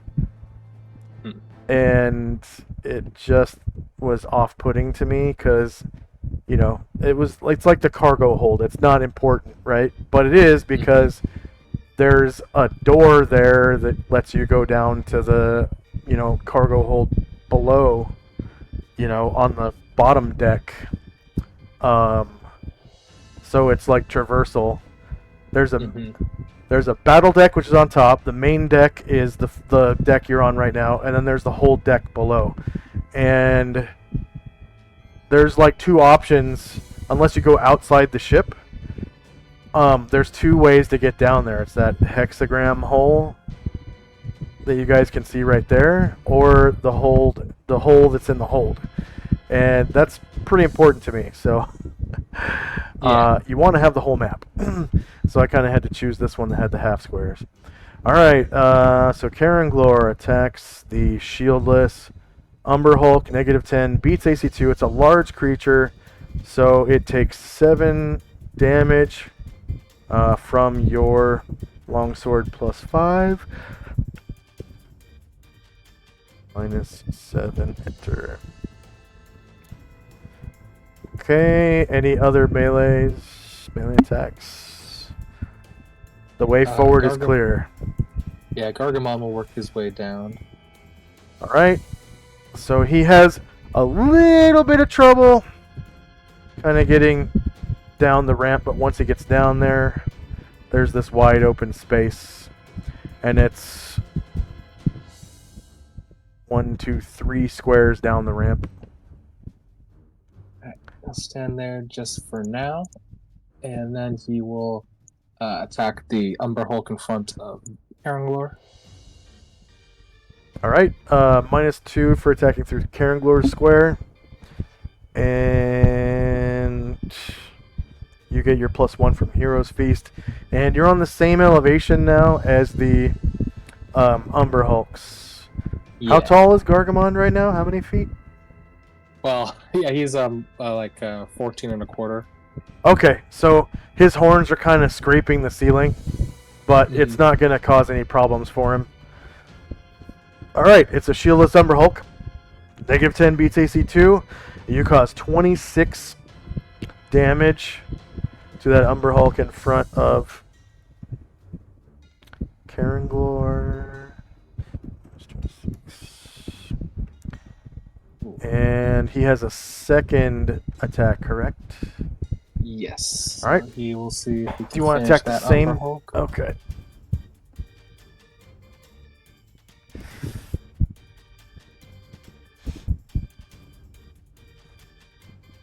Another high mastery attack. -2 to hit with a +1 to hit from the...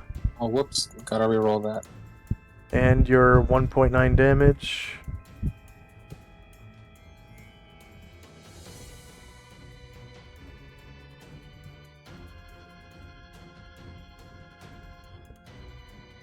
Alright, that should be good. Okay, it is shieldless. -14 beats AC2 by more than 5 with an 18 on the die. That's a confirmed crit. You cause 30 damage to the Umber Hulk, killing it. Go and describe how you do so. So Gargamon's gigantic halberd just comes swinging down and like kind of like cuts the Umber Hulk's head kind of like diagonally. Like not clean off at the neck, just kind of piece off his skull. And it lets out this snapping sound with its mandibles as you cut off half of its head, and it just goes and falls down dead. Okay. Garg will move to make some room. Okay. The backs of his feet are just resting against the edge of that hexagram hole in the floor that leads down to the... You can see it's a cargo hold from where you're standing. Okay. You can go ahead and make your next melee attack. What character is going down next? Anyone else going down there? I guess Ryer will go down next. It's the last one I got. Right. So on that square, he's right here. Actually, he's on Shandrak Square. Oh, okay. And whoops, nope, not Shandrak. Ryer. Going. And yeah, he'll come on. He'll come on next to Karanglor and stab the next Umber Hulk in front of him. Okay.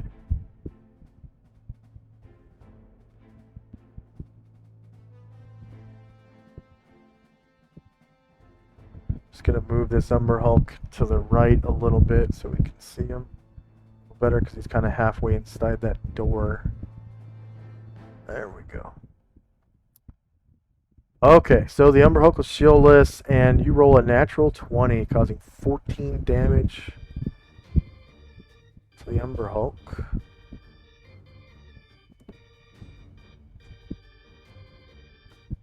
Any other melee attacks? That's all for me. Yes, please. Alright, and Who's next? yeah, I was surveying the scene. Anatar will come down. Okay. Thank you. He will fly over Ryer's head. Look at this Umber Hulk.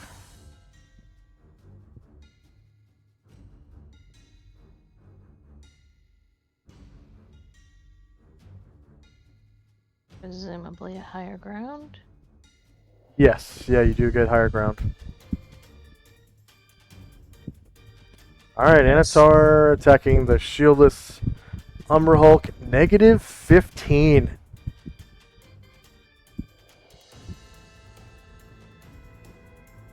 with a 19 on the die is a confirmed crit, causing 23 damage to that Umber Hulk.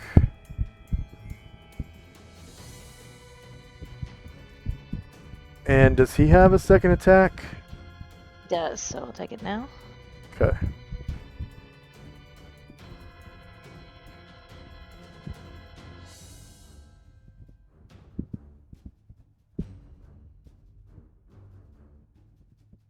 Alright, shieldless, -8, beats AC2. You cause 20 damage to the Umber Hulk. Killing it. Go ahead and describe how you do so. Yeah, so he's above the thing's head just barely, so he just takes his sword and he just lops it off cleanly, and it falls at the feet of his companion, which I imagine is a little disconcerting. Then Aaron is going to head that direction.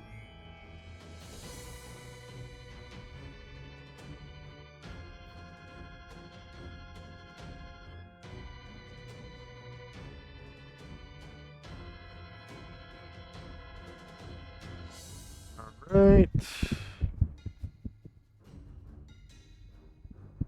Right, so 8 will get him here. He's going to go for this. Oh, sorry, I didn't mean to open the door. I go for the one directly north of him first. High mastery. And I'm just going to move this Neogi a little into the aisle here so he's not directly on the door icon. Shieldless, -16, beats AC3. So it's a confirmed crit, and you cause 21 damage to that Neogi.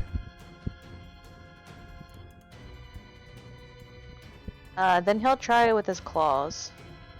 Make a natural fighting check.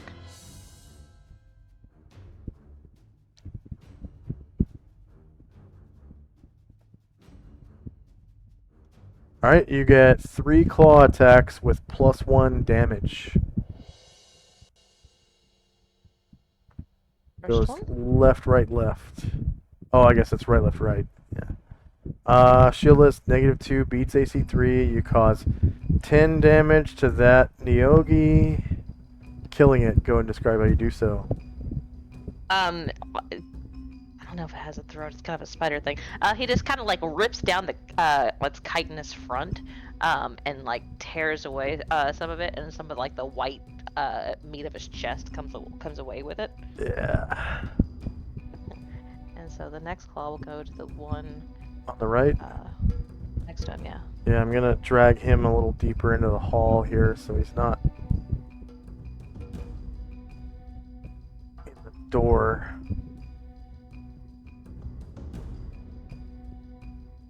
Okay, shieldless Neogi, natural 20.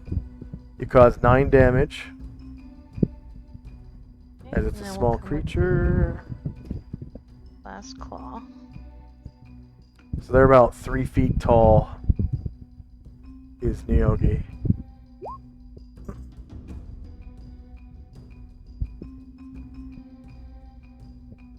Okay, again, shieldless with a confirmed crit, you cause 22 damage, killing the Neogi with your right talon. Go ahead and describe how you do so. He doesn't slash at it so much as he just kind of like steps on it and squishes it, and then comes. Alright, so you got a Neogi on the left and an Umber Hulk on the right. We're going Neogi first. So, still have a shield and 2 sword attacks. So we'll go sword first.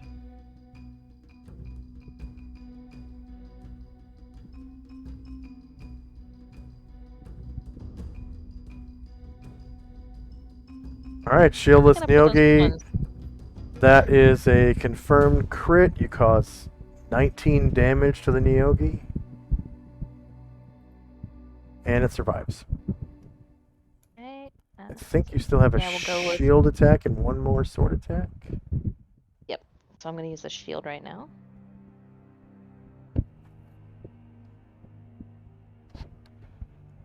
Shieldless, -2 beats AC 3. You cause 9 damage to the Neogi, killing it. Go and describe how you do so. He takes the shield, like he always make gesture like you can see me. He makes an arc with his arm, heading toward the wall, and he catches the Neogi, and he like makes a gesture like a fly swatter. Yeah. It gets crushed by the shield in the wall. Even though you guys can't see me, I still use gestures because it helps me talk. Yeah. And then he'll use his last sword attack on that Umber Hulk.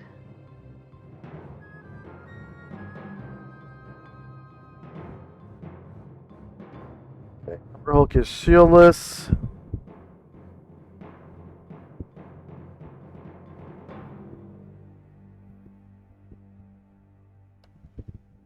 -13 beats AC 2. You cause 17 damage to the Umber Hulk with your longsword +4. And Brine Druid is coming 1, 2, 3, 4, 5. Well, get him all the way downstairs. 5 gets him to right here. 6, yeah.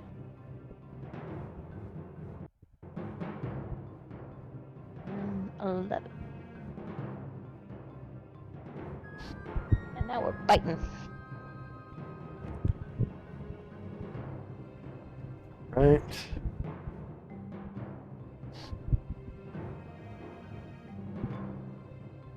And the Umber Hulk is shieldless. 2 versus AC 2 hits. You cause 22 damage to the Umber Hulk. It survives.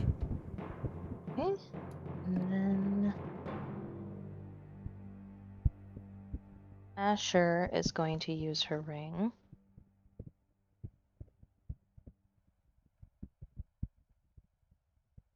Try to move silently down there. So 1, 2, 3, 4. We'll get her downstairs.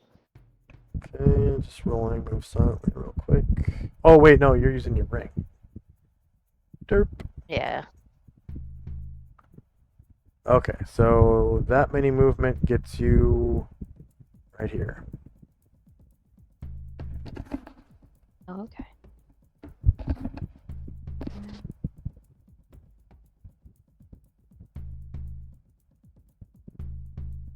All right, 12. Oh, well, yeah, 12 gets her there, and move through a threatened square. So if it did perceive her, then it'll get an attack. But I think it's too dumb. Let me see. Yeah, it probably is too dumb. Let's see. I'm gonna place it to the front real quick so I can. Yeah, they're too dumb. I don't even think they have enough hit dice. Oh, fair enough. So she will try to make a backstab if she may.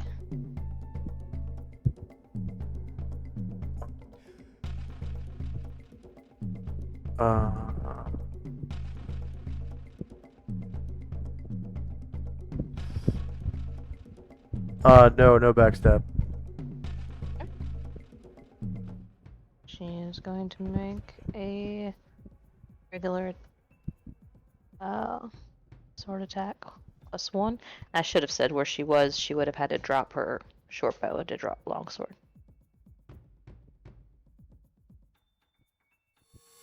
Oh yeah. Drawing a longsword is a free action, so you can drop it where you're at if you want. Yeah, sounds good. She'll drop Okay. her short bow there.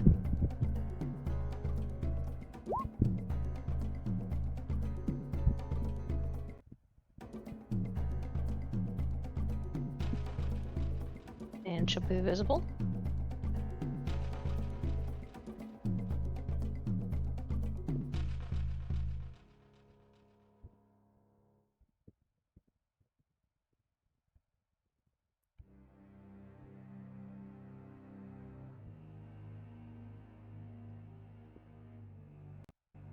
Mombosa is stealthed, so he's going to try to featherfoot. Okay, so you attack the shieldless Umber Hulk. 2 beats AC 2, and you cause 5 damage. And he survives.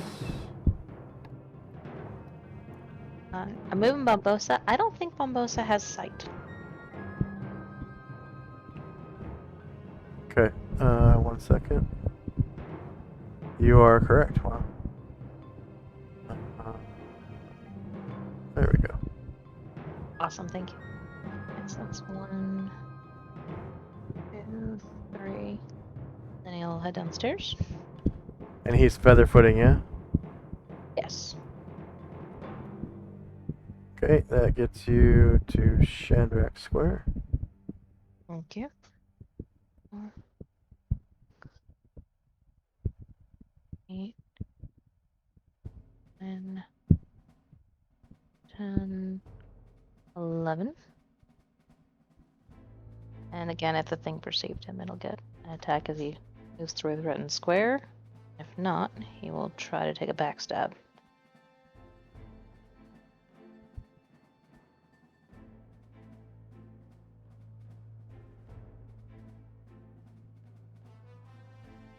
No backstab. No. Okay. They don't have spines. Oh, okay. They're insects, so they have different physiology. I thought it was the other kind. Alright, yeah. We'll just come with a +4.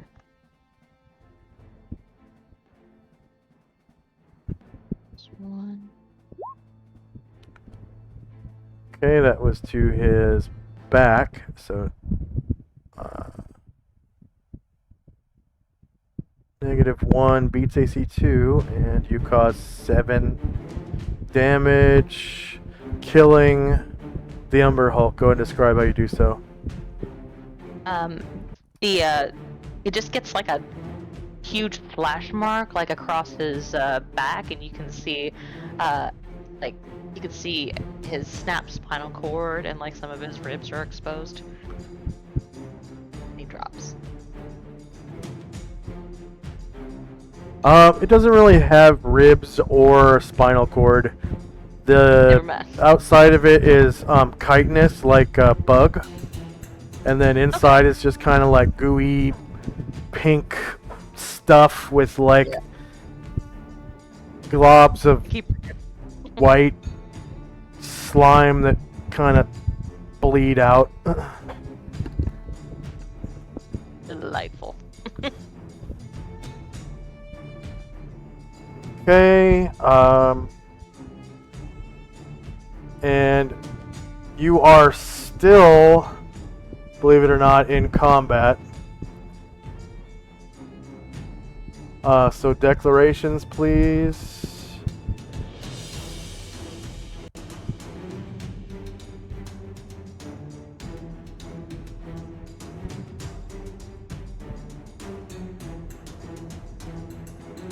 I'm keeping everything the same.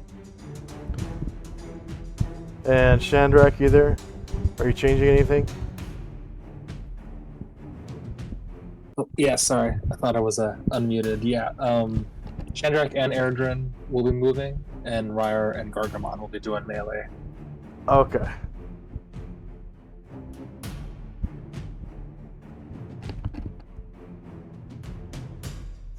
So go ahead and roll a d6. I got a 4. Your turn, You Chandra. can match it or beat it. You get initiative. Looks like I have initiative. So this door opens.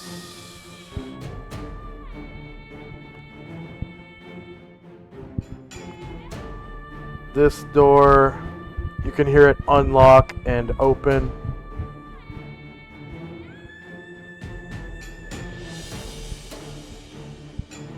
And then through this door right here, you hear a loud crash of glass.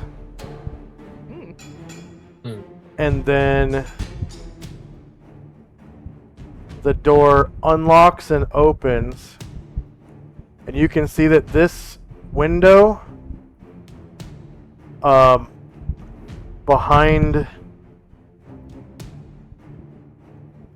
this Umber Hulk is broken. So 1, 2, 1, Someone taking advantage of the ship restocked. 4, 5, 6. So this Umber Hulk makes it there. And beyond, you can see the pilot's seat with a Neogi on it. And the Neogi moves outside the window. 1, 2, and kind of climbs on the ship's hull.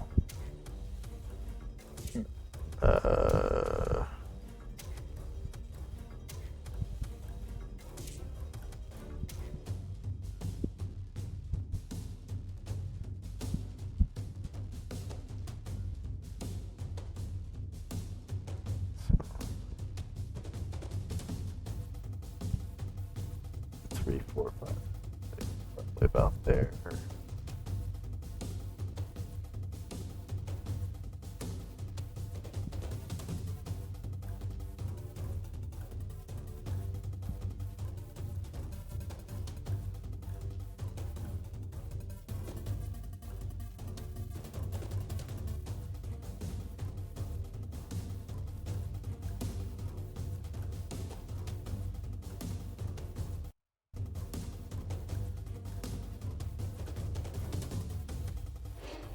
And then out of the 2 side rooms,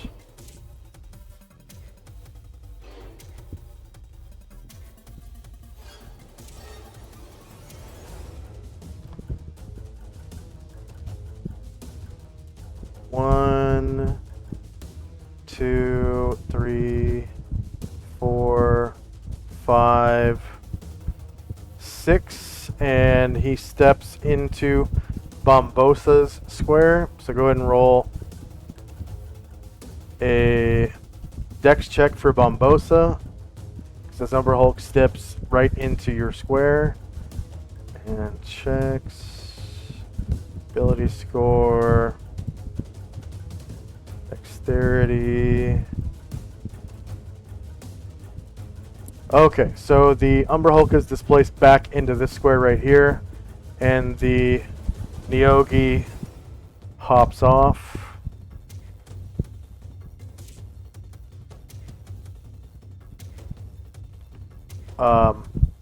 Behind him.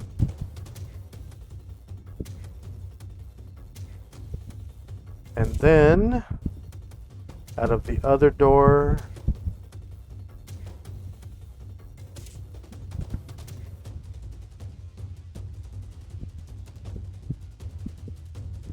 one, 2, 3, 4, and the Neogi hops off.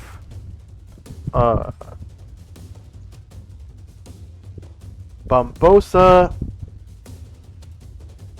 can take an attack of opportunity if he wishes against this Umber Hulk because he passes right through Bombosa's threatened square. Well, threatened squares. But it's not a backstab. And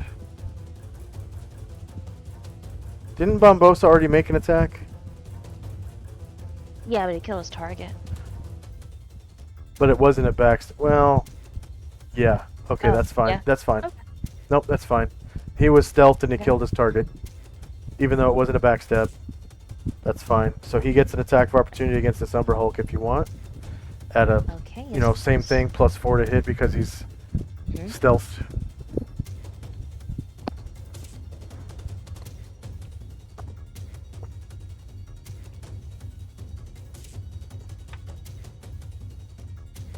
And backstabs are always against the back. So, wow. He's off balance. Invisible. And visible, yeah. And the Umber Hulk takes a swing at Asher, who's covered by stone skin, correct? Yes.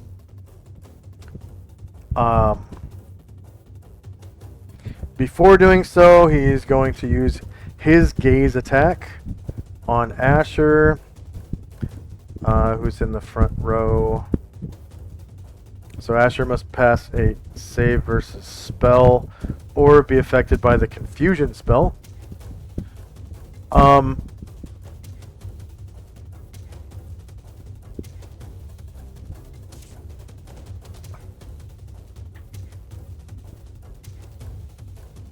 Okay, you pass, and then have we done Stone Skin for Asher yet? Don't No. remember. If we haven't, What level? it is a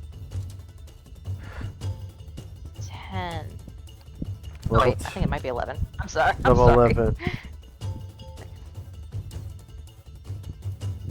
Okay, so it's Claw Bite. So 3 charges off of her Stone Skin.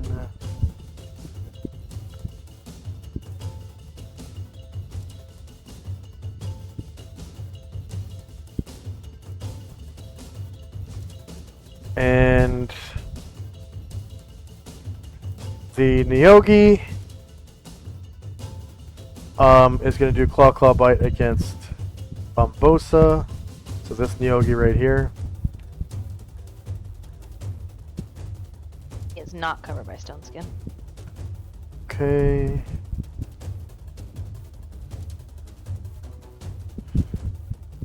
Left claw. Shorter melee, same elevation, and minus. Oh, he's just outside of Anatar's thing, so no penalty.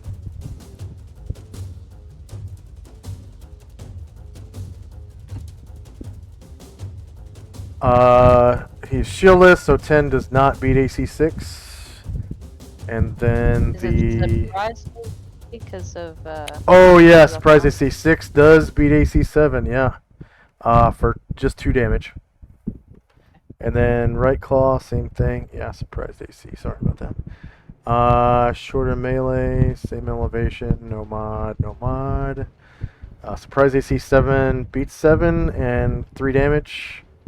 And then the bite. So he reveals these long pointy teeth that are covered in venom and tries to bite into Bombosa. Shorter melee, same elevation, +2, no mod. Shieldless, nope, surprise, -5 beats AC 7, causing 3 damage. And Bombosa gets a saving throw versus poison, or he's affected by a slow spell for 3 rounds.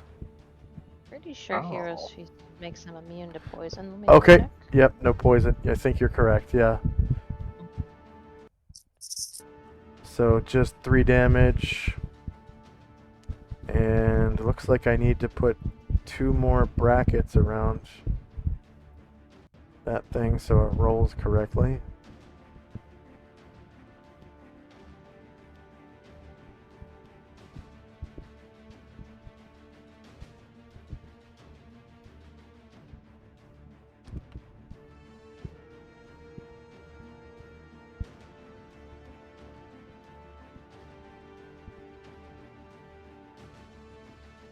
Huh, I put 3 brackets around it instead of 2.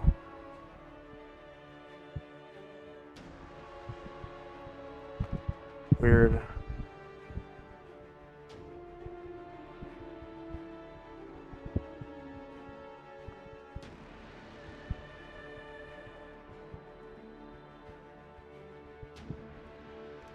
And multiple bites stack.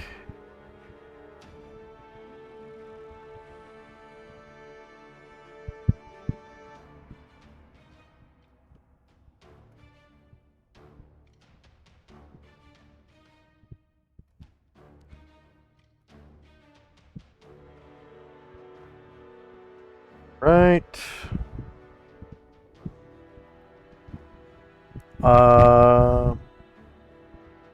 And that looks like it's it for their turn. Yeah. Movement first and then melee. Okay. So now your side, any movement only? Oh, yeah. Jim. Jim's movement?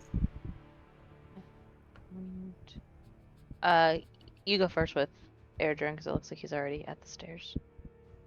Yeah, he's gonna open this door, and unless you put something there, it looks like it's okay to go in there. Yeah, so it looks like, again, this is passenger quarters. There's an empty open chest over here. It looks like a child may have left a stuffed animal toy. And it's just a bunch of hammocks. There's like, like 5 or 6 of them, and they're just kind of like stacked up to the ceiling. So Erdrin and Chandrak are going to go in that room and try to close the door and hide in the shadows. Good. And Erdrin will load another +1 bullet into his rifle.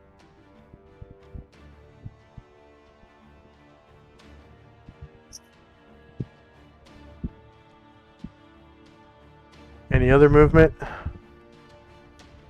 4 squares will get Jim downstairs. Okay, 4 squares gets him right here next to Gargamond. And seeing Bombosa kind of fucked up there, he is going to that way. He will stop immediately behind Bombosa. That'll be it for him. Good. Any other movement? Actually, is it too late to kind of back him up? I'll actually want to put him there. It's not too late. Alright, thanks. I'm going to stop him behind Karen Glor. And he says, Bombosa to me! Okay, and that's it for my movement. Okay. Any other movement actions? Alright, missile actions. Any of None for those? Spell actions? Alright, melee. Who's first? Asher's got people up front, so why don't you go first? Sounds good. Brown Druid will move here and try to bite this one. Okay. It's front shieldless AC. Oh, rolls a 1. And he's stuck there. I'm rolling great and bad. It's nowhere in between. Only Alright, extreme rolls. Yeah. Yeah. Asher will use her ring. And I guess because the enemies have already taken their actions, you don't have to mark your token with a shit. Fair. Yeah, she's going to Hide? move. Oh, she's using her ring. She's using a ring, and she's going to move through these enemy squares to end up here. Okay, so you can see the room to the left is a comfortable Neogi bedroom. And the room across the hall to the right looks like a pub type environment, like a mess hall of sorts. Uh-huh. And they were like mid-meal, and it looks like they are eating their victims. There's like chunks of man flesh on the table, arms and hands. You can see a boiled head. Yeah, nasty. And it looks like it's humans, and there is one that is There's a boiled head that's gorilla-like. And you've never seen this race before. So it's probably a spacefaring race. What a way to meet. Yeah. And she will attack this one at presumably a +4.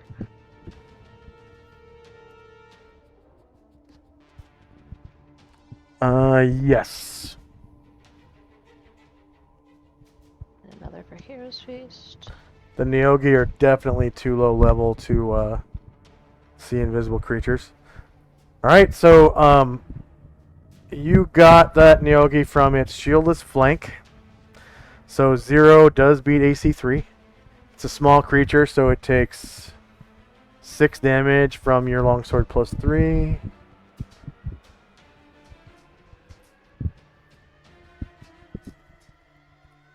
And you can see just from 6 damage how low that takes its green bar. So they're you can tell they're pretty weak. Next melee attack. Baron will step up to here and attack the one directly north of him. First we'll go sword.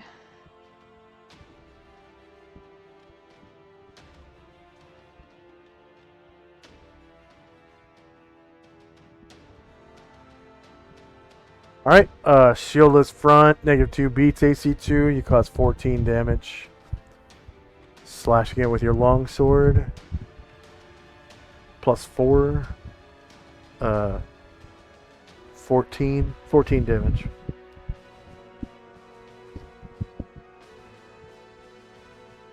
I'll go sword again.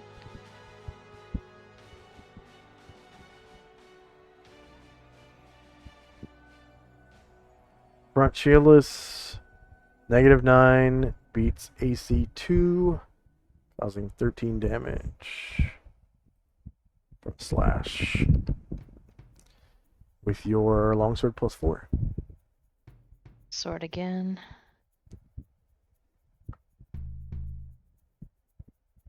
So that's all 3 longsword attacks. Front shieldless, -7 beats AC2, 19 more damage, and it survives. Okay. And we will go claws. Oh, by the way, Natural. today is also going to be a short session because I have to, again, take my girlfriend to work. No problem. It's first claw. Okay, front shieldless, 0, beats AC2, that's another 6 damage, killing it. Go and describe how you do so. So yeah, it was just like, sort of like slash, slash, slash. It's just barely on his feet, so he just takes his talons and just almost like knocks it over, but like takes a slash at it. And then he steps forward, and he will do a shield attack on the one to the north. Okay. Oh, and just so everyone's on the same page, your ship is off limits, so just Okay, yeah. pretend it doesn't exist. I mean, it does exist, but it's off limits, so they're not going to go yeah, onto your yeah. ship. You guys aren't going to go Sure. back onto your ship. It's just it's there, but That's it's not. Yeah, because I don't actually have a map for that right now. I do have a map, but I haven't mapped it. If that makes sense. I haven't Yeah. actually made. I'll finish. Yeah. Okay, Baron attacks with his shield against the Neogi. Neogi is shieldless, and that is a confirmed crit. Oh, go ahead and roll your wild fighting or whatever it is, your natural fighting. Oh, Forgot- sorry, I thought forgot this about was the same fight as before. Oh yeah, you're right. It's not round to round. It's by fight. Yeah, no, you're correct. My bad. Okay. I forgot about that. Okay, so that is a confirmed crit, and you cause 11 damage to that Neogi with your shield. Clang. It's still up. We'll go with the second claw attack. Yep, still up. I think you have 2 more claws, and that's all, right? Mhm. Alright, so front Nice. shield is 3 versus AC 3 is a hit. You cause another 4 damage. And last claw. Shield is 6 versus AC 3 is a miss. And Next. then Anatar will come and hover over Varen Okay. and make his first attack on that same one. Same Neogi.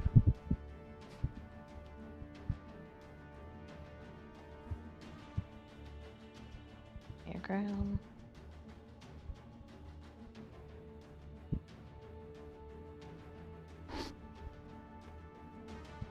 Alright, the Neogi is shieldless. Negative 12 beats AC 3. You cause 14 damage to the Neogi. Killing it. Go ahead and describe how you do so. It's so small that he kind of has to like flip his sword so that it's pointed downward, and he like stabs it through the through its back and pins it to the ground, kind of like you would like one of those little butterfly boards. Yeah. Then he will take his other sword attack at this one. Okay.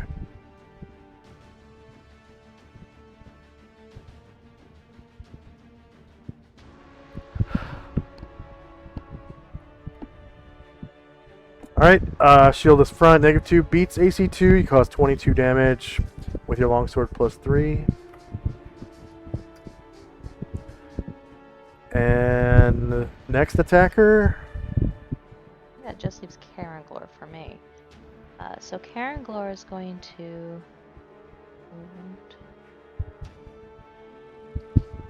7 puts him temporarily on Bombosa's square.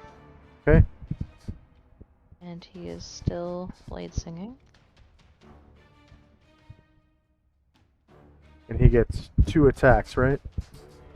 Yeah. Okay, shieldless. Negative 10 beats AC 2. You cause 7 damage.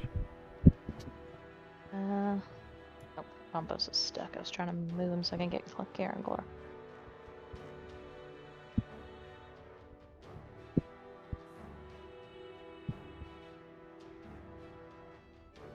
You able to bring Karanglor to the front for me, please? You can actually. Oh, right. Thank you.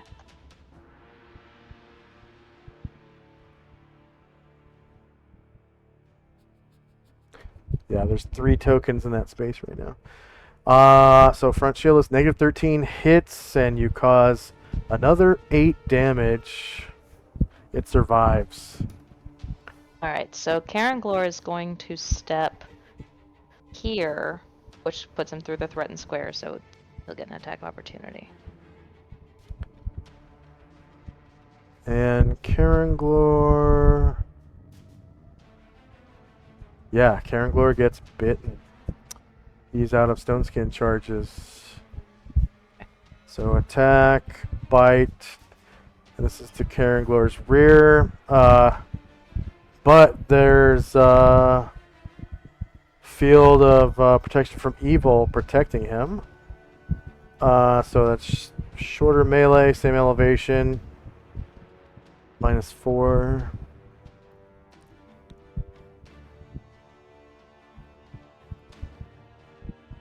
And no damage roll modifier. It is to his rear. Negative 2 does beat AC 5. He takes 9 damage from the bite of that Umber Hulk.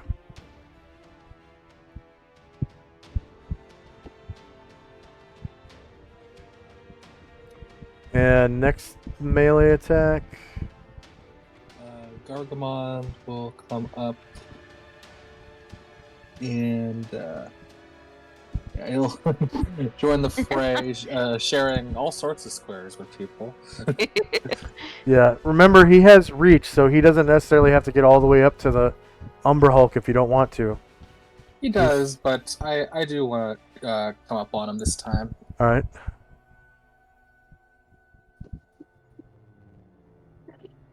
So you're probably gonna have to click his bottom left square if you don't have him selected already. Alright, so Umber Hulk is shieldless, -7, beats AC2. You cause 20 damage to the Umber Hulk, killing him. Go and describe how you do so. Nice. So the halberd comes down, and with kind of a sickening, like, it kind of gets, like, stuck in its carapace, and then he wrenches it free, and just, like, plates go flying. Yeah, there's like a loud crunch. And then, actually, he will temporarily... you know what? Uh-huh. Go ahead and re-roll that, because you didn't do... Oh, never mind. You are technically right at his front. Yeah, go ahead. My bad. Okay, yeah. You didn't attack through any friendly squares. Yes. That's why I wanted to get up right up on him. And I'll do the same thing again. Gargamon's going to move just one square closer to get right in melee range with this Neogi. Alright.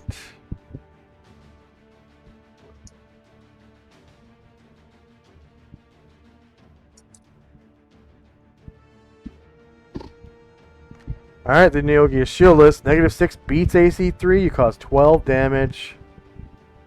It survives. Alright. And then...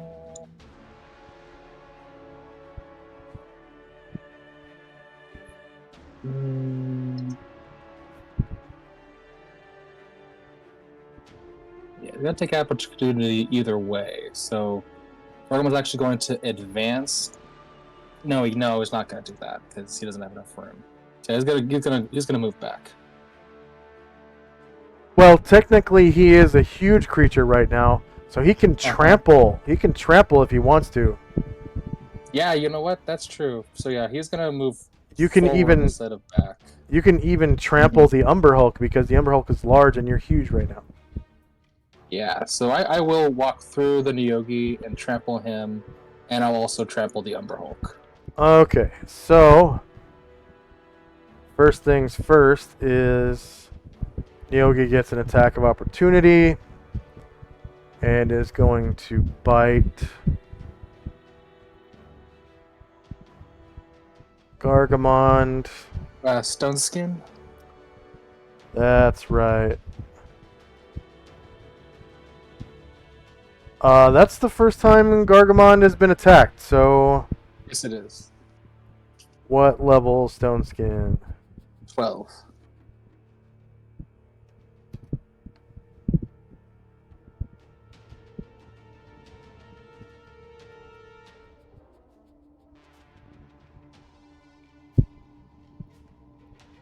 Alright, so there's one Stone Skin charge knocked off. And then the Neogi gets a save versus paralyzation.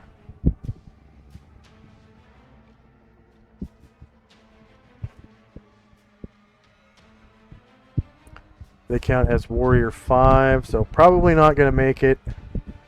Not multi-class, not triple-classed. Fails, goes prone.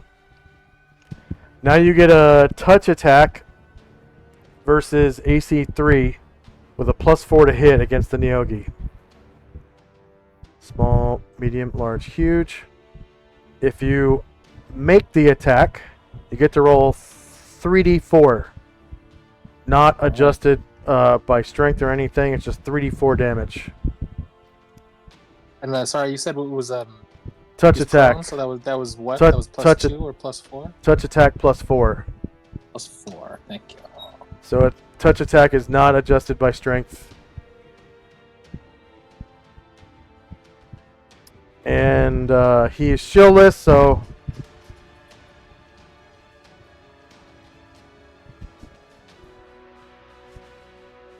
oh yeah, +1 from Hero's Feast. Yep. So Thaco 12, you rolled a 10, and you get +5. So yeah, that's -3. You cause 9 damage from trampling the Neogi, killing him. Go and describe how you do so. Nice. So yeah, Gargamon, he does just step right on him with a sickening crunch. And he is squishy. And So I was gonna say I was gonna say some juice too coming out from Yeah. the cracks. There's like a sound as you just kind of stomp on the little Neogi, and it screams like E.T. like.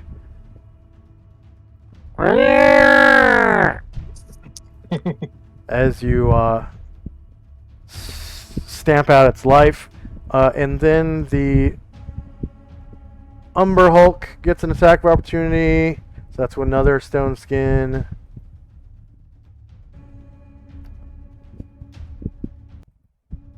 And then the Umber Hulk gets a saving throw versus paralyzation.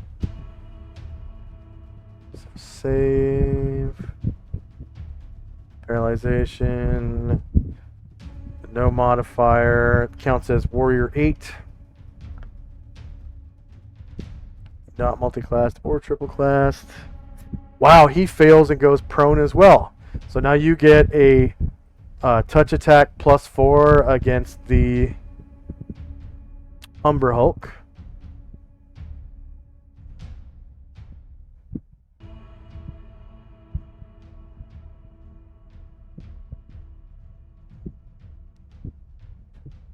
And that is shieldless.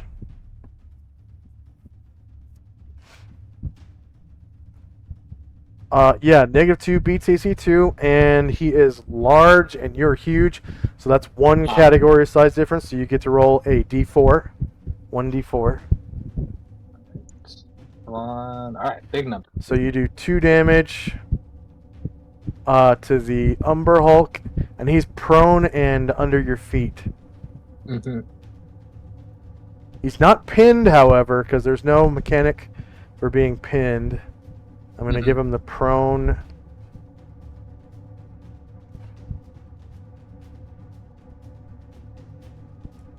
Okay. And then you used all of your attacks.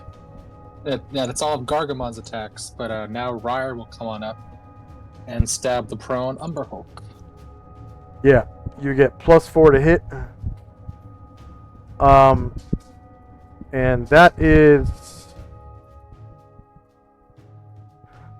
Let's see, it can't really defend itself because it's on the ground. So it's going to be...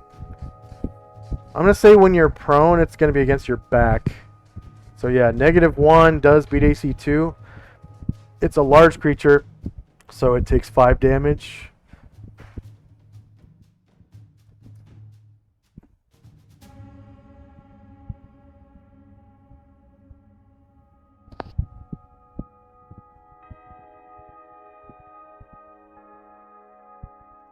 Alright, next melee attack. That's all for me. Okay, so that is Alright. the end of the round.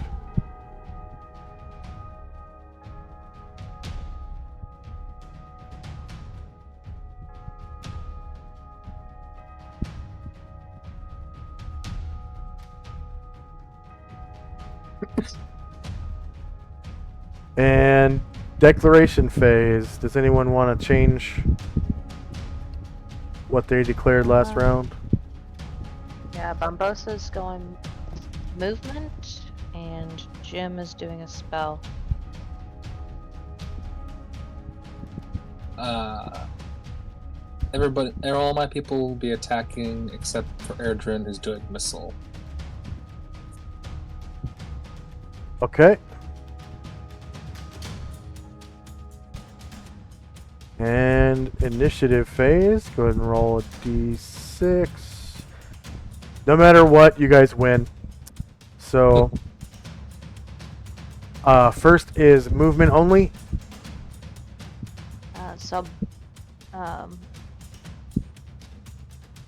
Now that he's not in harm's way, actually, I'm gonna. Bombosa's stuck, so I'm gonna delete his token and drop a new one. No, don't drop. No, because he has stone skin, right? Oh, yeah. So okay, so if you don't mind to unstick him and put him here, please. He hasn't been attacked yet, has he? He has. Oh, 'Cause he I doesn't don't. have stone skin, but yeah. Oh, he he's got doesn't. a He handful. then in that case you can delete him Okay. and drop a new one. Thank you. Yeah, so he's just gonna come over next to Jim, like Jim asked him to. And that'll be his movement.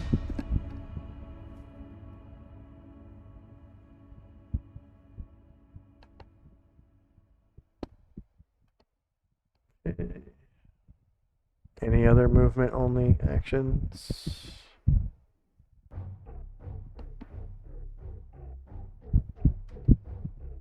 All right. So missile attacks. Erdrin opens up the door, silently comes out of the door.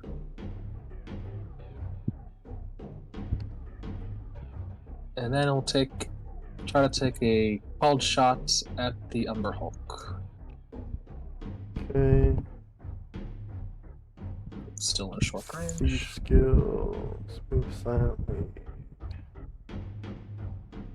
All right. Yep. You get your called shot. You are stealthed, so it's just +0 for the called shot because you get +4, -4. And of course, it's not a backstab; it's just a regular attack because the target is an insect. So it is shieldless. 6 versus AC 2 is a miss, and there's a loud report.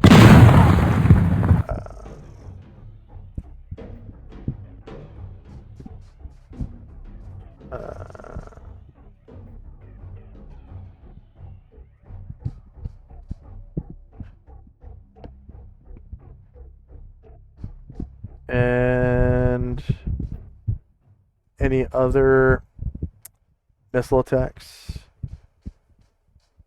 Okay, and it looks like Jim cast Cure Serious Wounds on somebody. That's done. On who? On Bombosa. I just On rolled. Barbosa, okay.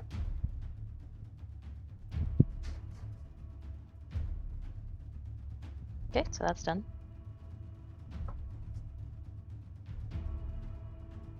Alright, any other spells? None for me. Alright, melee. Gargamon will stab down at his feet at the Umber Hulk. 1 second.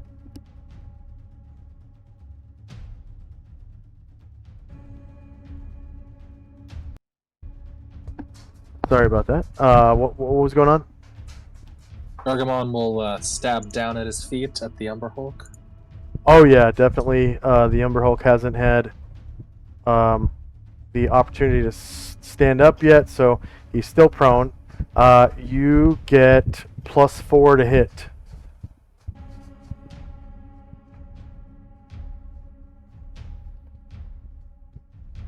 Nice. And it's against its back, so that's a confirmed crit, and you cause 27 damage.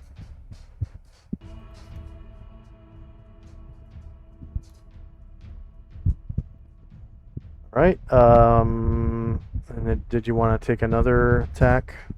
Oh, yeah. He's Against still it. up. Gargamon will do a second on him. Yeah.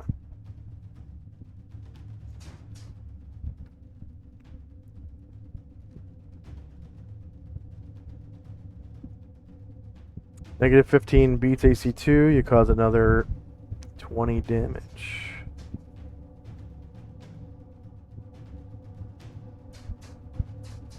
And you kill him. Go ahead and describe how you do so.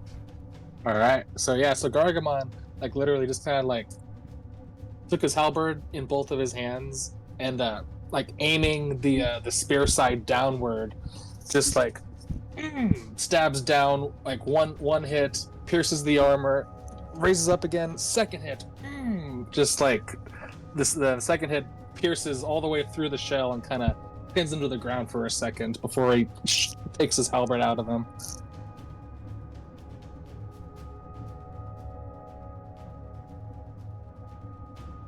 Okay.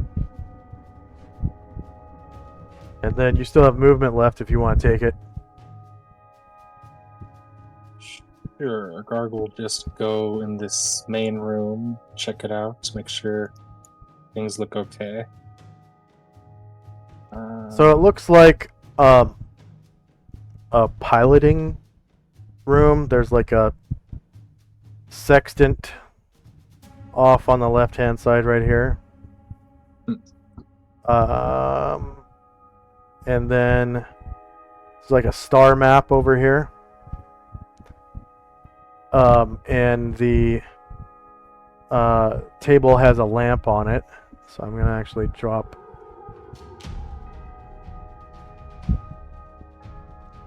a hooded lantern there.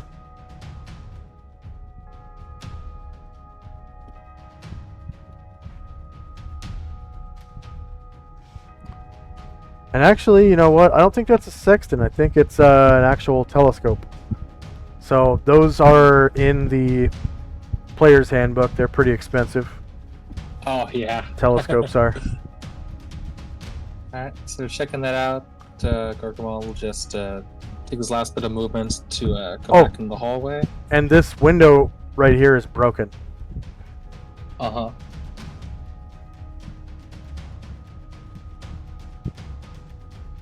Okay. Next melee attack or whatever.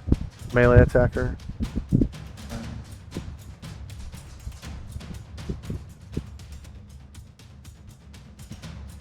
Do I see anything alive?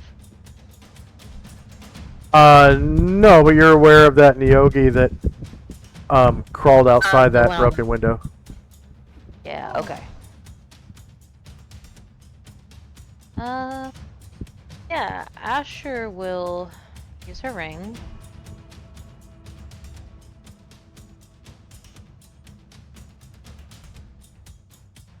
She'll move. Oh.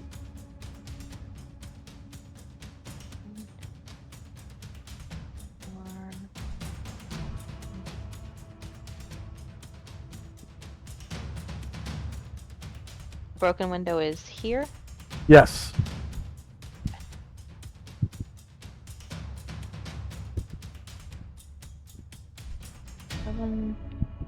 Oh.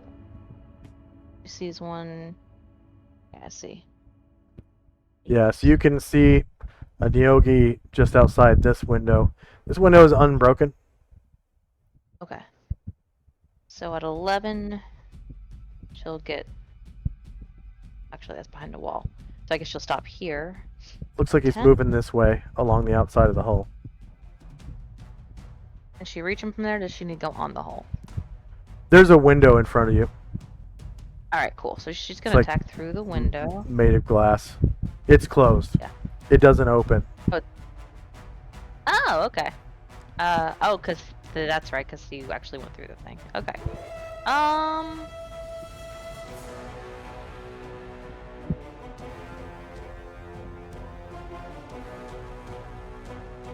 New plan. Asher... Oh, she has to... Does look like it's made of glass. And your knowledge of glass, you know that it's easily broken. Yeah, well, she has a glass cutter ring, but I don't know if that would count as a melee attack, which is what I declared. But yeah, I guess she'll just try to stab the glass. Okay. Or use the butterbeer sword or something. I'm just gonna give the glass saving throw versus crushing blow, which is pretty shitty because it's glass. So saves, item save, and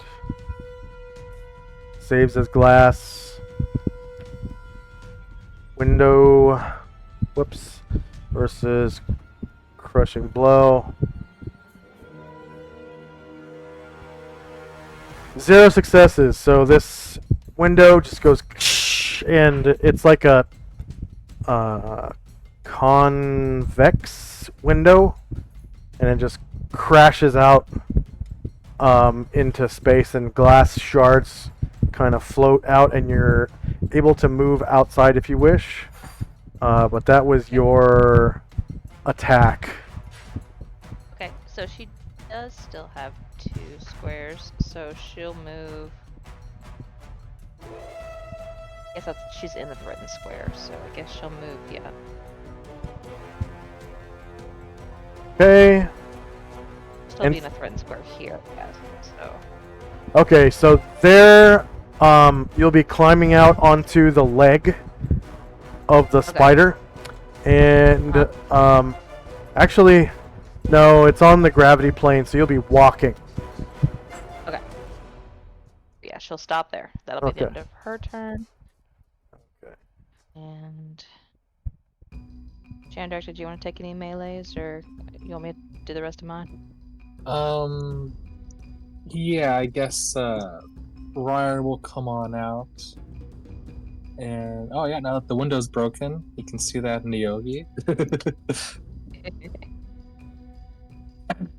And he'll try to just walk off of the window and outside. That's Ryer? Yeah, Ryer. Okay. And you get out onto the leg. And then he will give a stab with his javelin. The Neogi will turn to face you. So it's going to be front shieldless AC. That's a confirmed crit. You cause 8 damage to the Neogi. 16, right? It's a crit. Oh yeah, that's another 8. Sorry about that. It's all good.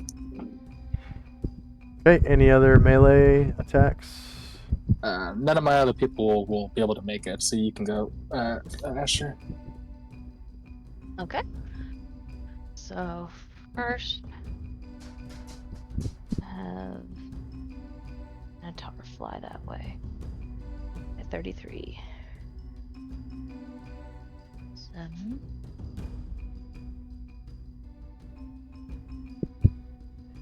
8. 9. 10 will get him hovering over Ryer. Okay. Thank you.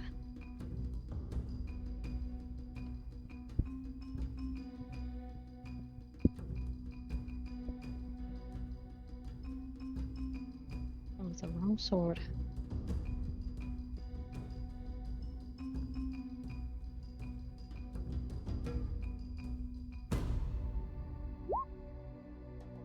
Okay, front shieldless -9 beats AC 3. You cause 19 damage to the Neogi, killing it. Go and describe how you do so. Yeah, it's crawling along the thing, and so Anatar takes his sword and he like swipes at it on the edge of the ship, and kind of like a bug on a windshield wiper. It just like smears across the edge of the ship. Okay.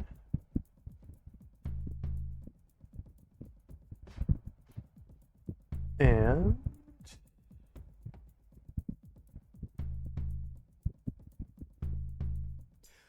that's 8 Neogi. They're worth 650 each. There are 2-player characters. Asher, how many NPCs who are in XP do you have? 6. And Chandrak, how many? You might be muted, Chandrak. 3. So that's 9. All 8 were defeated. And Neogi only have 5 hit dice.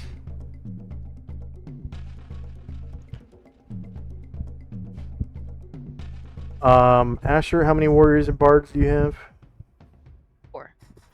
And Chandrak, how many warriors and bards? 2. So that's 6. Alright. And then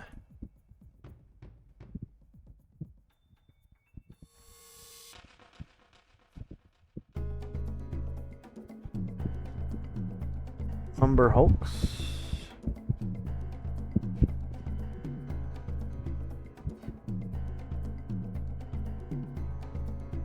Got 8. hull. They're worth 4,000 each. 2-player characters. 9 NPCs. You defeated all 8. They have... Oh, they do have 10 hit dice. 8 plus 8. Oh wow. So for every plus 3, it's another hit die. So technically they have 10 hit dice. It's random whether or not individuals can detect invisible creatures, though, because their intelligence is a random number. Okay, so 10 hit dice. Warriors and bards was 6. So there's a nice little chunk for 8 Umber Hulks. And then you defeated a Render.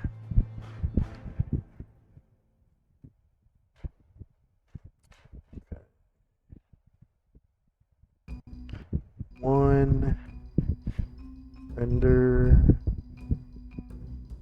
They're worth 19,000. 2-player characters. 9 NPCs. 1 creature defeated. Hit dice per creature is 13. Warriors and bards was 6. Nice. And combat is now over.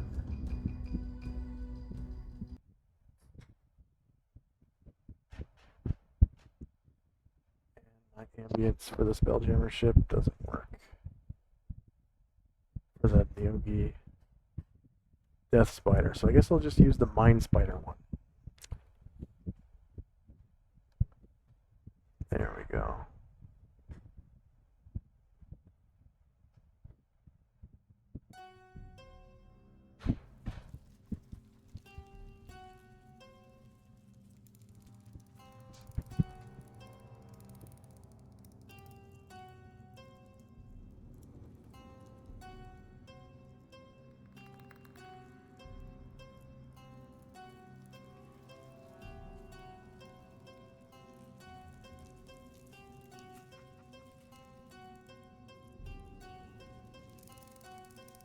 Combat is over, so first up is Asher and company.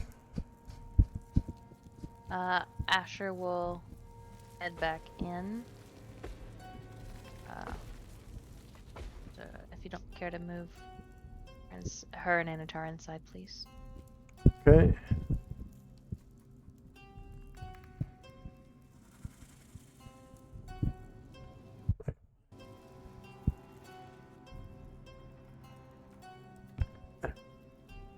And Thank you. Yeah. And she will head over to this door she can see and listen at it.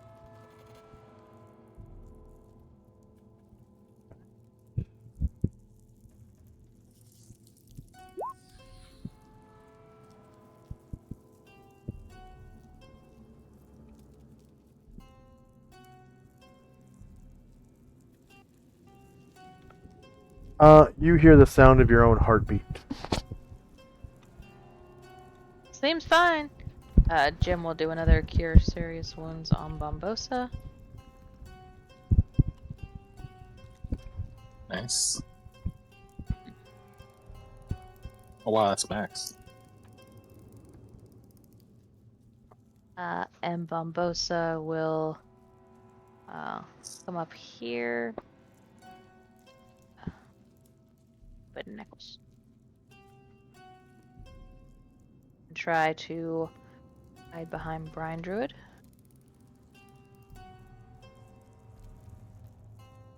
Bosa's healed to max.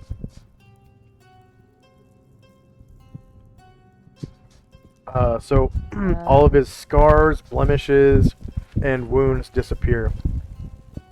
Oh no, I think he meant I rolled max. No, Oh. he's not all the way healed yet. Yeah, Good that's what I enough meant. for now.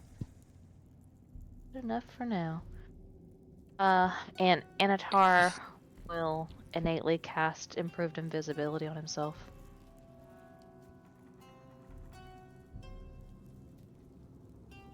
And Asher says, check this door, seems fine. But there are other doors if you want to check them or if you want to hide.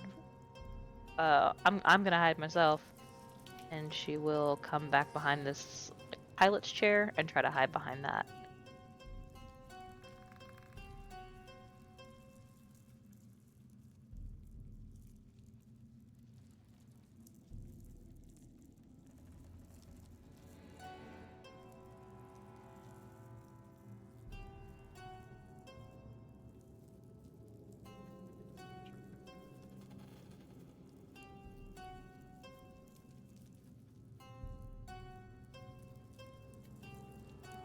Shandrak.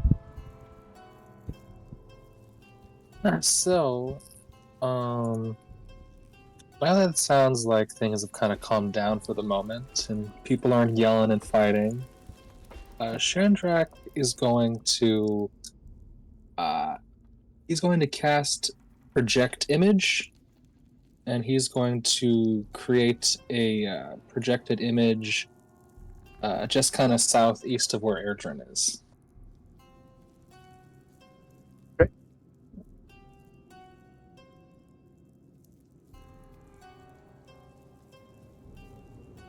Oop, there's Shandrak too.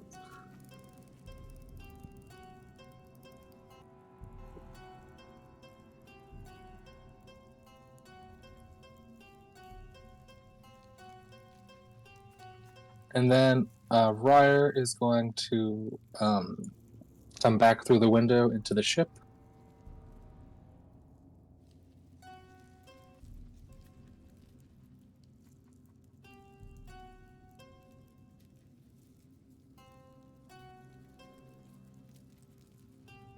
And Ryer saw Asher kind of frowning when she's looking at the door, so he's going to come over by the door and try to listen at it.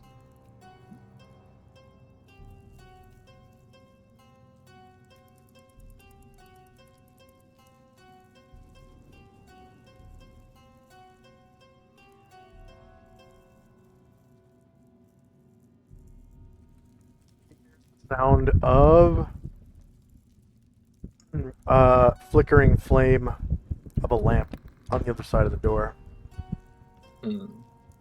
Sounds inviting. He will try the door. Okay, he can see that the room is lit, in fact, by a hooded lantern. And it looks like a navigation room. There's a map of what appears to be a rainbow-colored flow of some kind of weird set of rivers and stuff. And at the ends of these rivers are planets. And there are, I mean, not planets, but black balls. Black balls. Uh-huh. And written below each black ball is a name written in the common tongue. Does he read the common? He can. Okay. So they have names like Solynod Space, Realm Space, Gray Space, Kryn Space, Wild Space, and things of that nature. And it looks like the three at the center of the map are Realm Space, Gray Space, and Kryn Space. And Solynod space is kind of on the the edge of the map, Mm-hmm. and it's pretty small Mm-hmm. compared to the other ones. Cool. Ryer will come on out. Back to the hall, and look on a call out. He's like, that room is fine. Look like a navigation room. Lots of cool looking charts and stuff. Might be worth looking over once we have some time.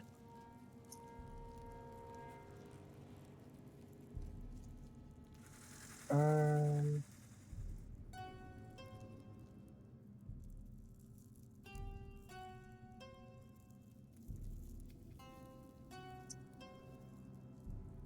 Who got that backstab earlier? um,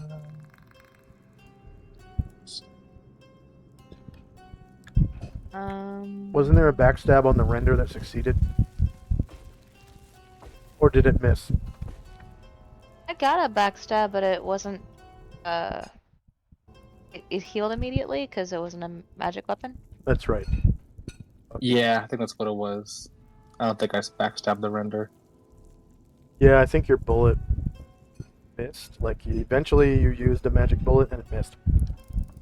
Mm-hmm. Yeah. Ryer gets 200 points for the listen check. And I think Asher gets one for earlier. Was it Asher I think that? that's right. Yeah. Yeah, I think that's right. All right. So, from the end of the hallway, Chandrak's his projected image will say, "Well, this kind of portal here looks like it's the way further down the ship. So, why don't we try there? It looks like this deck might not have the people we're looking for."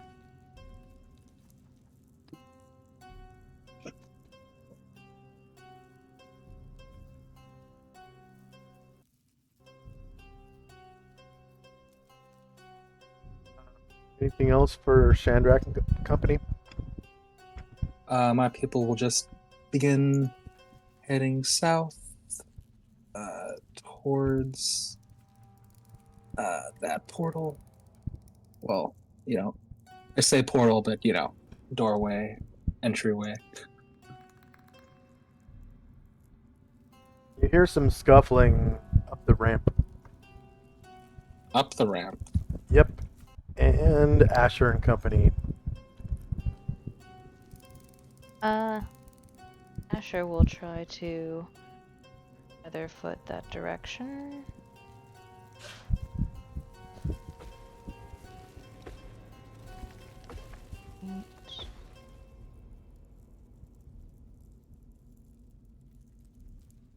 Nine.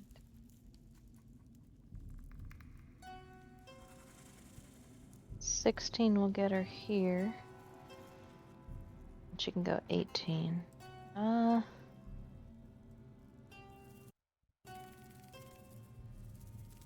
Does she also hear the scuffling up the ramp? Yeah.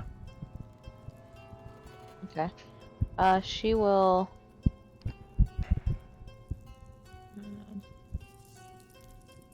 She can't really get behind Archimond. She'll stop there and just kind of be on alert there. She can pass Ours through can his look- square if you want, unless she doesn't have movement. She's only got 2 squares left. Because your movement rate outside of combat is doubled, and she has Featherfoot, Oh, right? you're right.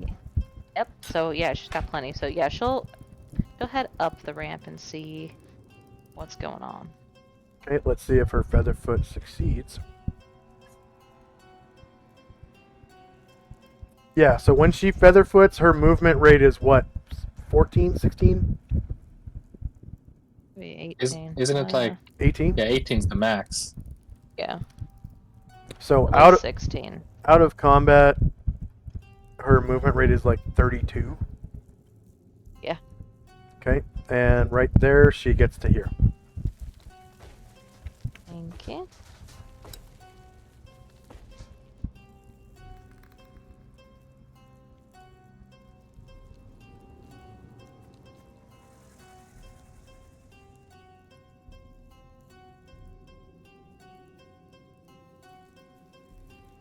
Alright, so you get there, and you can see a render Uh-huh. right around the corner, and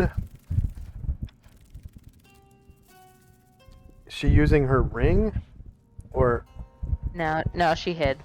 she hid? Okay. So it looks like he's doing something with the gate. Mm. And he's out.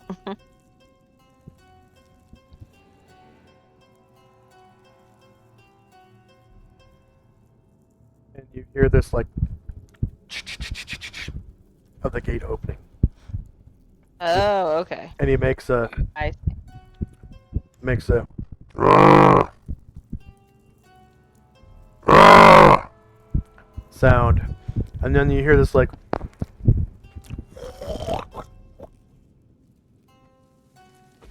Ah! sound being made back to him from within the cage around the corner. okay.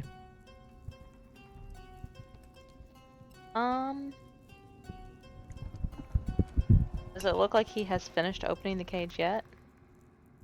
Can't tell. Okay.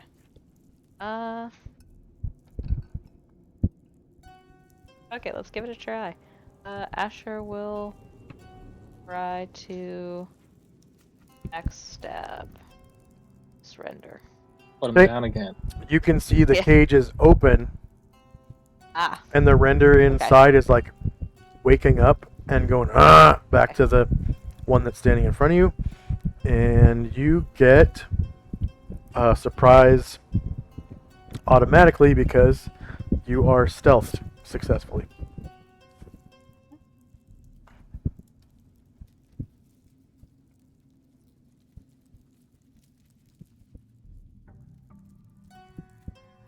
at a 1.9 damage modifier. Ooh, that'll hurt.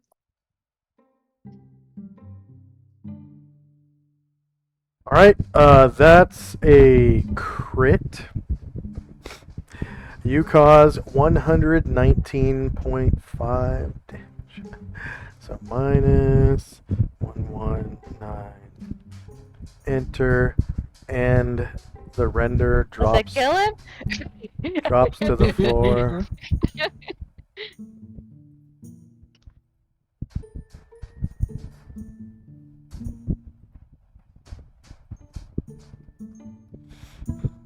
And when it drops to the floor, you hear this ping, ping, ping. So And if she can, yeah, she's gonna try to recover the key and lock the gate before the thing can get back up. Can get up. that ends your turn. The backstab. Okay. Yep. Okay. You can now roll initiative. Sure.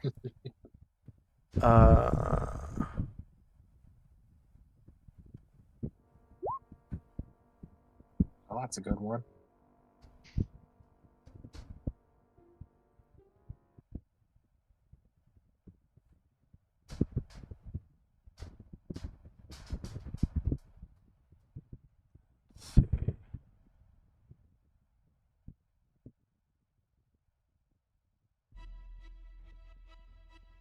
Oh, yep. No matter what, you win initiative. So, it's a half move to pick up an object.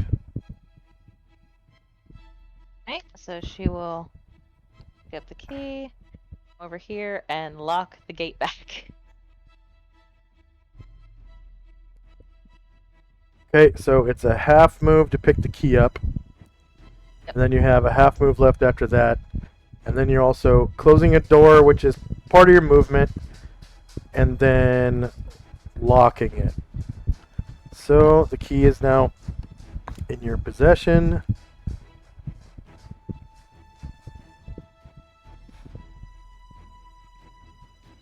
And the render just kind of shakes its head and lays back down and seems to go back to sleep. Okay. So that was one movement. So out of combat, she's still trying to featherfoot. So out of combat, we get another 15. 7. Well, you used a half move to pick up the key, Yeah. and then you used at least one movement to get to the key. Oh yeah. And now you're back down here. Yeah.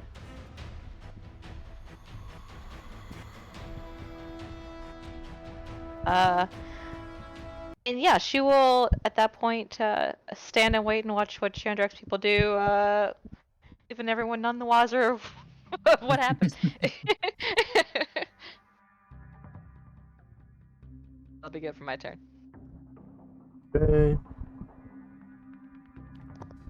Chandrak and company.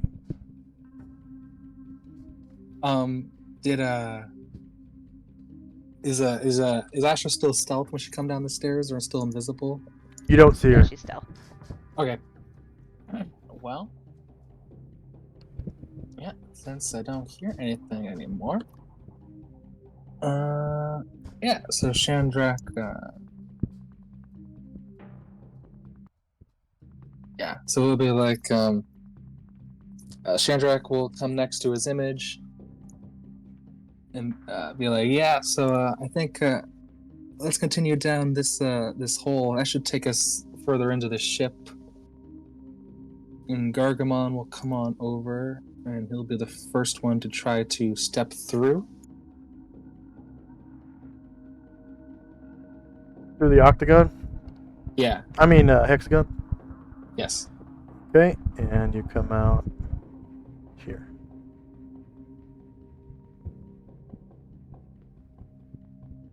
You can see with your infravision, there's definitely at least 3 doors here. Good. Didn't run into any renders again, right in front of my face. So then, Chandrak and his image will go through the hexagon together.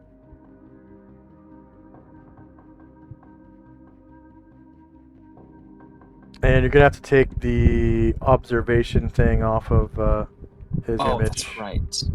How about you?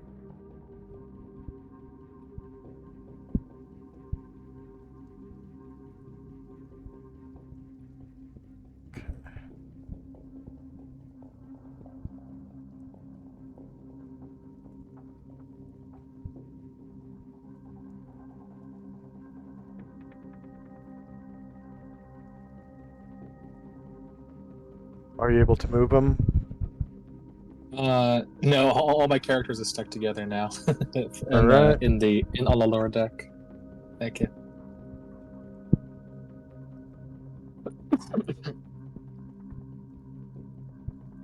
Okay. Oh, yeah, I forgot to put a door there. There's a privy at the end of the Oh, okay. hallway right there. And then Ryer will go through next, and then Erdrin after him.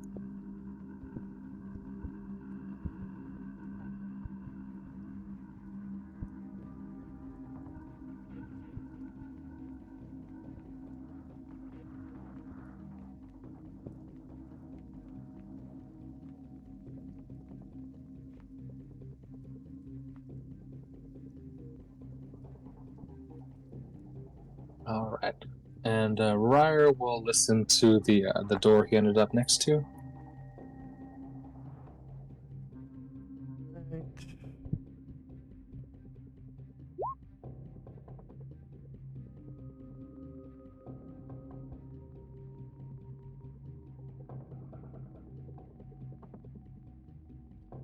He hears the sound of silence on the other side of the door. Okay. He'll chance opening it. And it's another passenger's quarters. Empty chest. Still no passengers. Shandrak will. He'll take a step forward and listen next to the door that's to the left of Gargamond.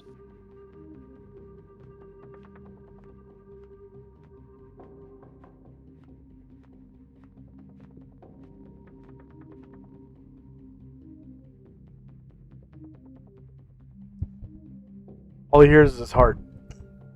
Beep, Oh. beep, beep, beep. Okay. His heart beeping. Shandrak will take a look over at his double, and his double will come over, and he will try to listen through the door. Okay.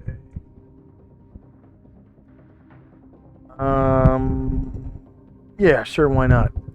It's phantasm, so it's partially real.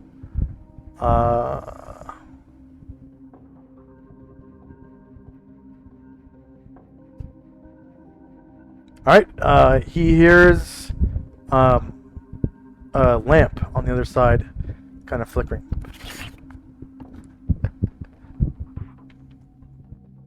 Alright, yeah. In that case, the double will open up the door. Alright, it looks like a room for like human food storage. Oh, yeah, I There's see a carrot. fresh vegetables, you know, apples, carrots, corn? What is that? Yeah, it could be. I don't know. See what Sugar you mean. cane or something. Looks like a potato. There's a loaf of bread. There's a open and empty chest right here. And some other foodstuffs in the corner. Looks like maybe bags of rice.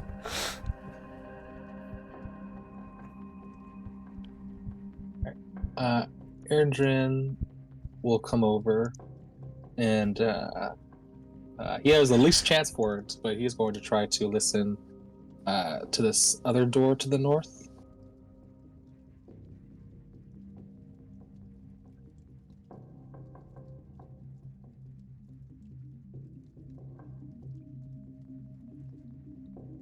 And he hears the sound of silence. Oh, okay. Well, he will check that door. And it's another passenger quarters with an open and empty chest. And hammocks going all the way up to the ceiling.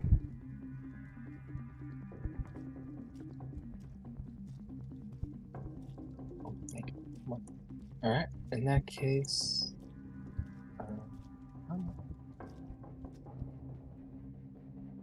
Erdrin will come on out. Give the all clear, and he will kind of come on over and try to hide in shadows at the edge of this hallway.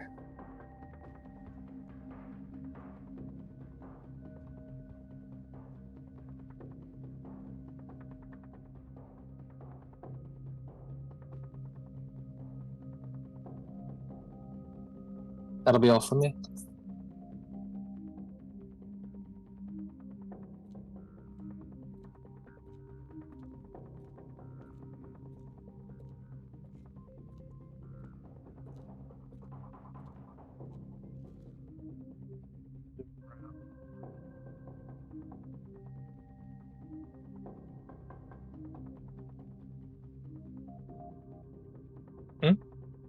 End of round.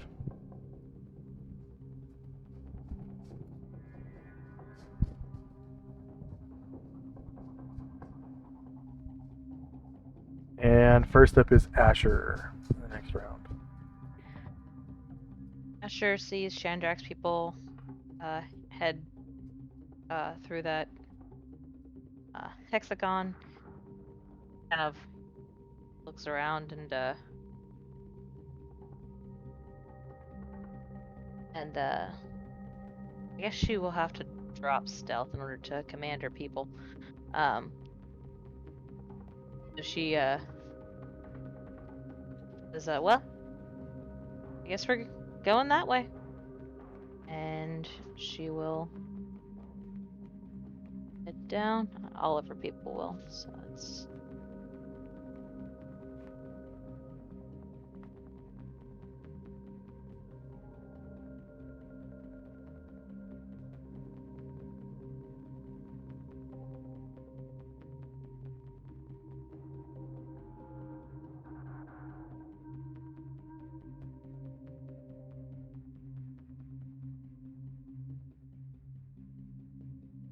stuck.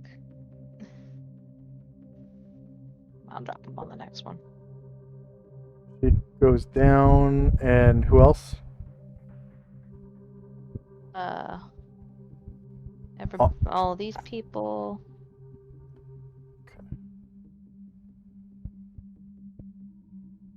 Yeah, I believe that's everybody.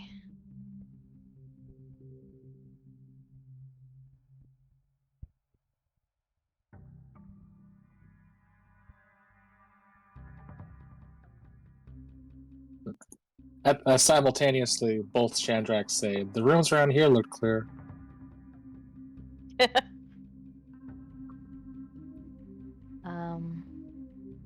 And Anatar as well, please. Right here.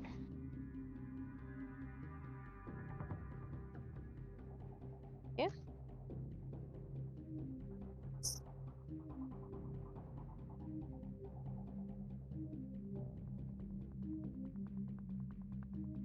Asher's gonna come around to this door and try to listen at it.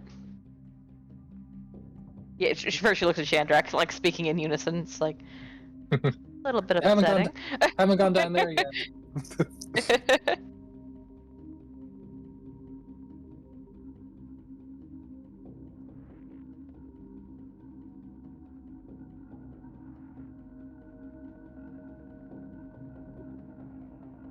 And she'll try to listen at that door.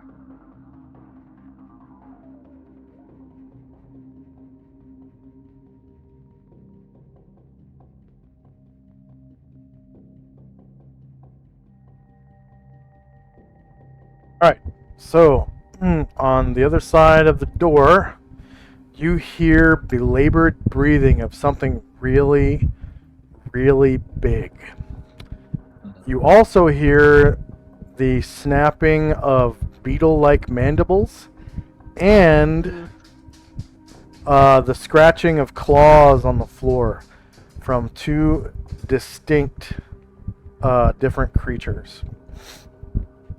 Asher backs up and there's something big and nasty behind that first door on the left.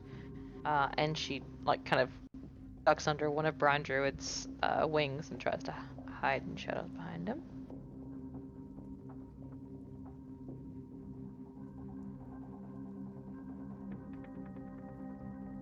And if our people move.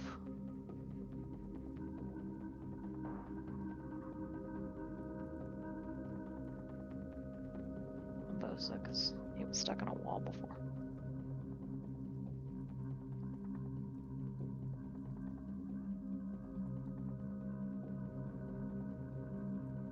Yeah, he tries to move silently because he was already stealthed. End up here.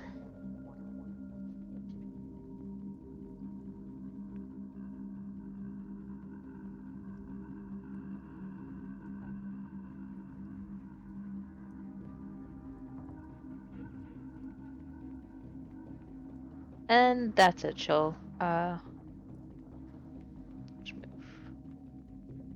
Karagor. She'll give Chandrak a chance to get his people where he wants them, and that'll be it for me.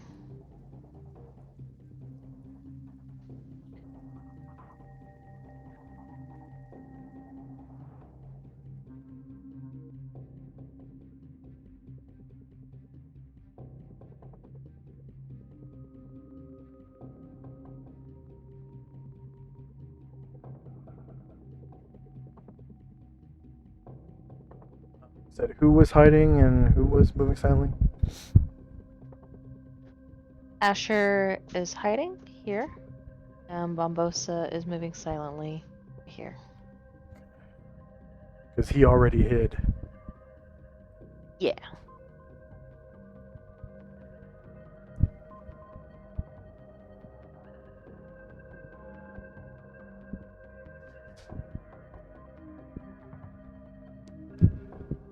Okay. Shadrach. Alright. Andrak and his double begin making their way towards the door.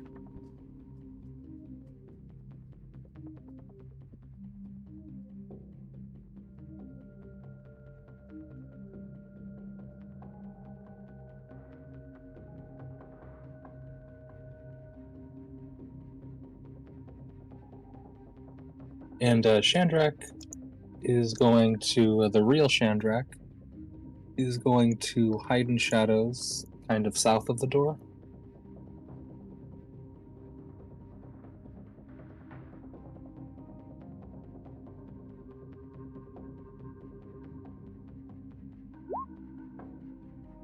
And then after that, wait, where is? Uh-oh. Somebody left the channel. Oh, there it is. Erdrin will move silently. Actually, yeah. Well, he will move silently, but just a little bit away from the hallway. He doesn't need to be in the hall, so he'll move silently and end up to the left of Brian Druid. Erdrin.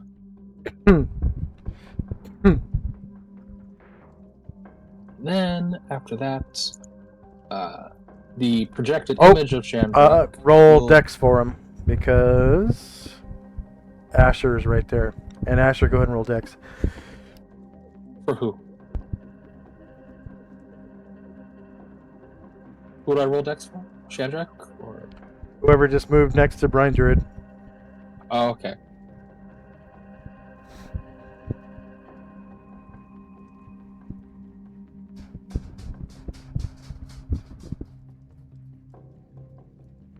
Okay, so Shandrak is displaced by 1 square in your choice of directions. So Erdrin will go closer to the hexagonal Oh, portal. yeah, Erdrin, sorry. And then Shandrak will have his illusion try the door. Alright, so inside of this room, you see It's two. like a big Neogi. Yeah, so you see 2 of those creatures that are an imposing 9 feet of muscles, sinew, claws, and teeth, deep black fur, short fur that covers its entire body, matted down with slimy, sweat-like secretion, teeth 5 to 9 inches long and razor sharp, and they're gray-skinned, 6 eyes, whatever. And you see, of course, a Umber Hulk manservant.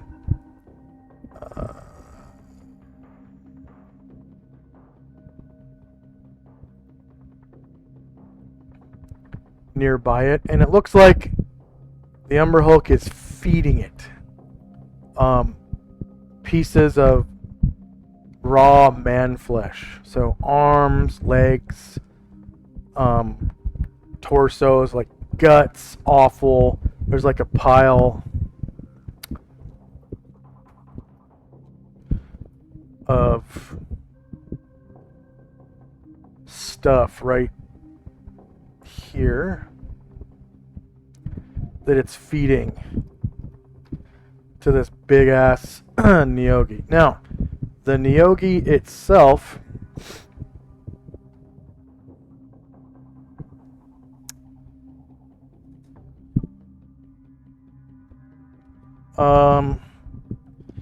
is swollen to 20 feet in height and similar girth. So it's really big. Like, I think it's still huge.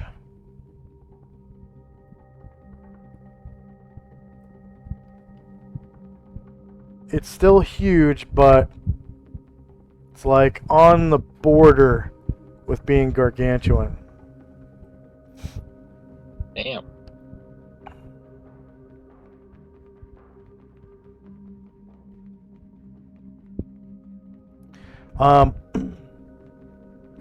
Its legs and arms look useless.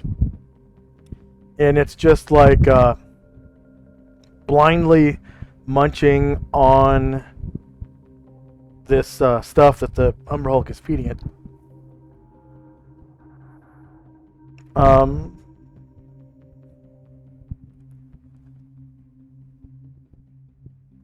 And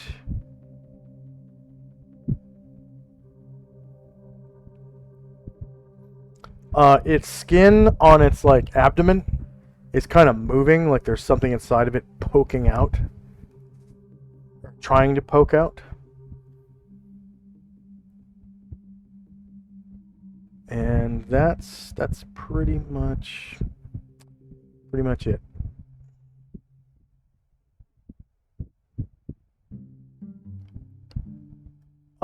And the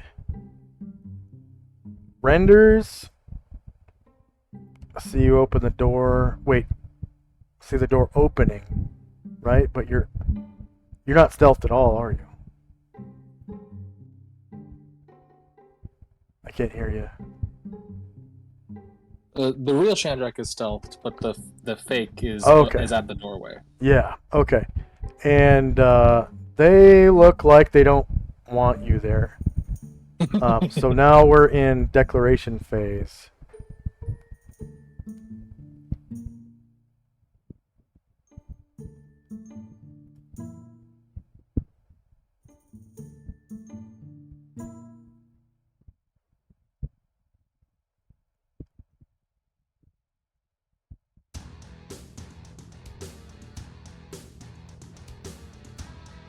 Alright, so what does Asher's group want to do?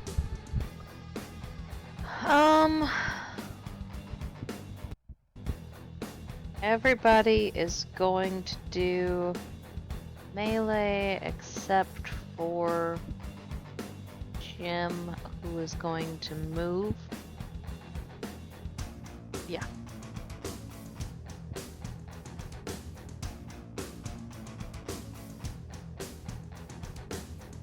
For me, Gargamond, Ryer, and the real Chandrak will melee.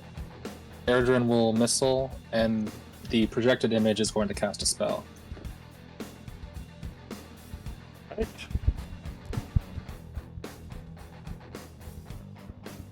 And I got a 2. Match it or beat it. And you'll have initiative. Oh, nope. Okay. So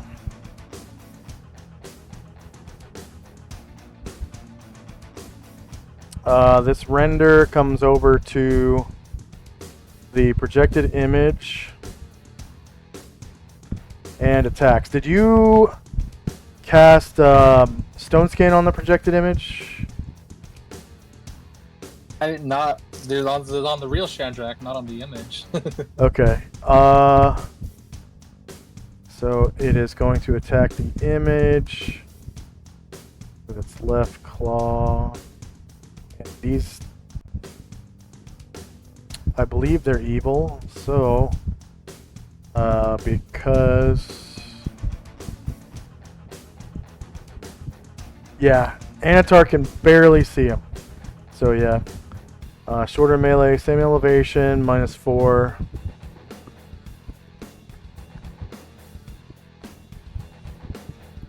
And no damage mod. So he's shieldless, right? So -6 beats AC 3 for 2 damage to the image. And the right claw. Shorter melee, same elevation, -4. No damage mod. 4 versus AC 3 is a miss. And the bite.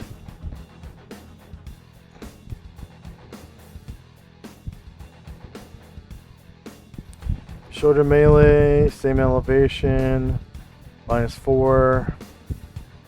No damage mod. Shieldless 5 versus AC3 is a miss.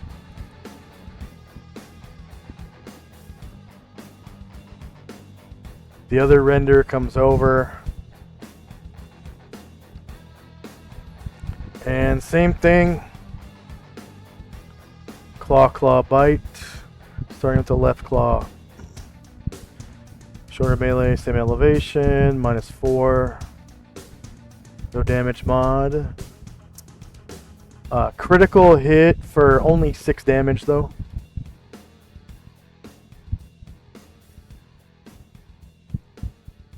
And that was left claw, so it gets right claw.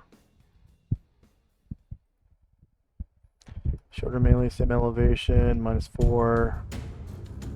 No damage mod. 5 versus AC3 is a miss. And the bite. Shoulder melee, same elevation, -4. No damage mod.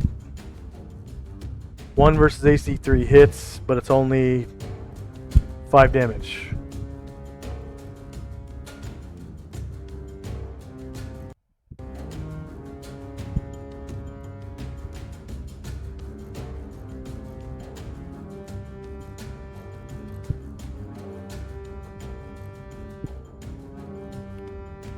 Man,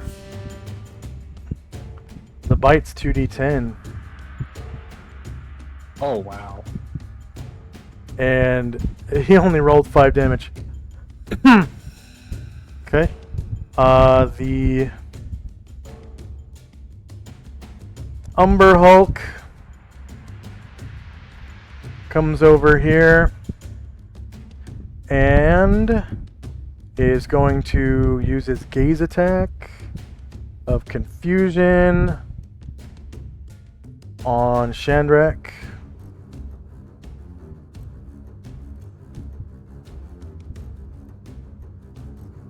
And it just so happens, why?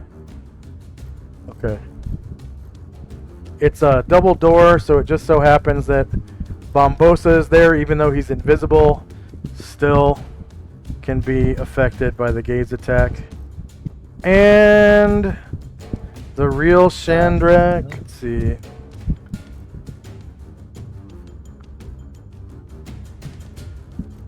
On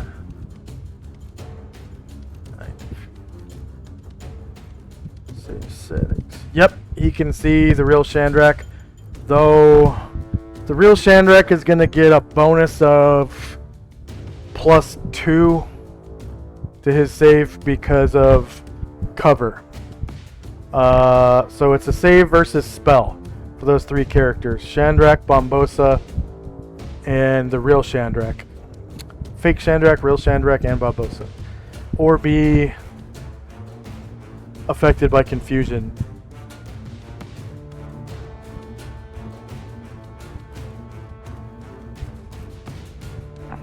Oh, this first one is for real Chandrak. Alright.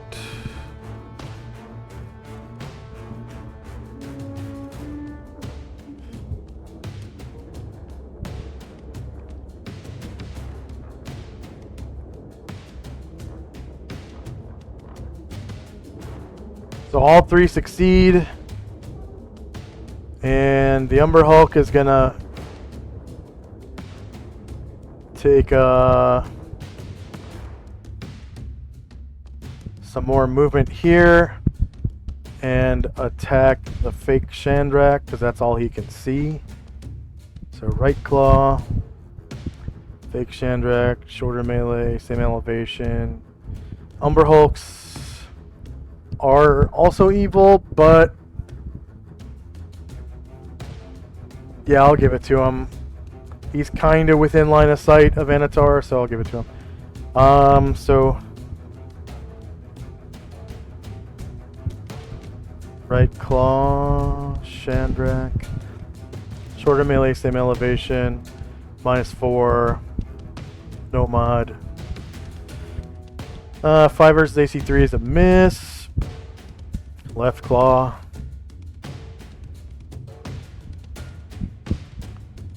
Shorter melee, same elevation, -4, no mod. And 1 versus AC 3 hits for 7 damage. And the bite.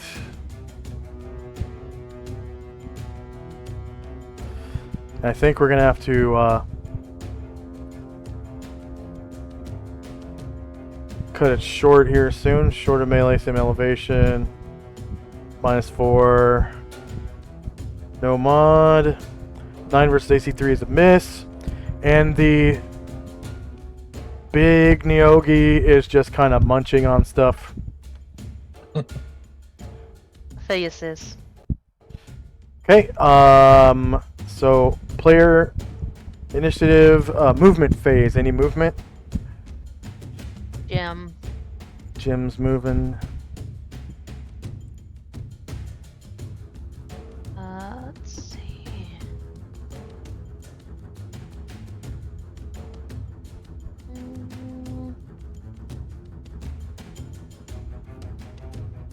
Actually, Jim kind of like pokes his head around the corner, sees the traffic jam, and just like steps back into the square that he originally occupied. That'll be it for him. All right, any other movement? All right, missile attacks. Any missiles? So Airdrin will move silently through the hallway and into the room. And then Airdrin's going to try to take a backstab shot towards the Reaver to the north. Let's see here.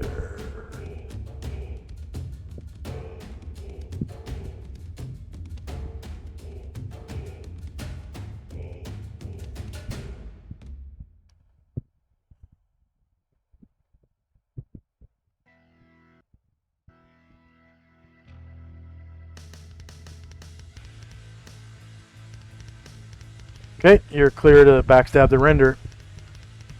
Thank you. This is with a +1 bullet. All right. He does not turn his... Oh yeah, it's a backstab anyways. Derp. It's always back attack. Oh, come on! -1 does not beat Oh. -3. And that was a Wait. called shot. Good. Nope, that Did I- wasn't a called shot. Oh my god. Oh. Okay, so 3, 6, 9, 10, 11, 12, 13, 14, 15. Go ahead and roll a D15 actually. /R D15. And it's Render, Umber Hulk, Shandrak, Bombosa, real Shandrak. So 10 is the fake Shandrak.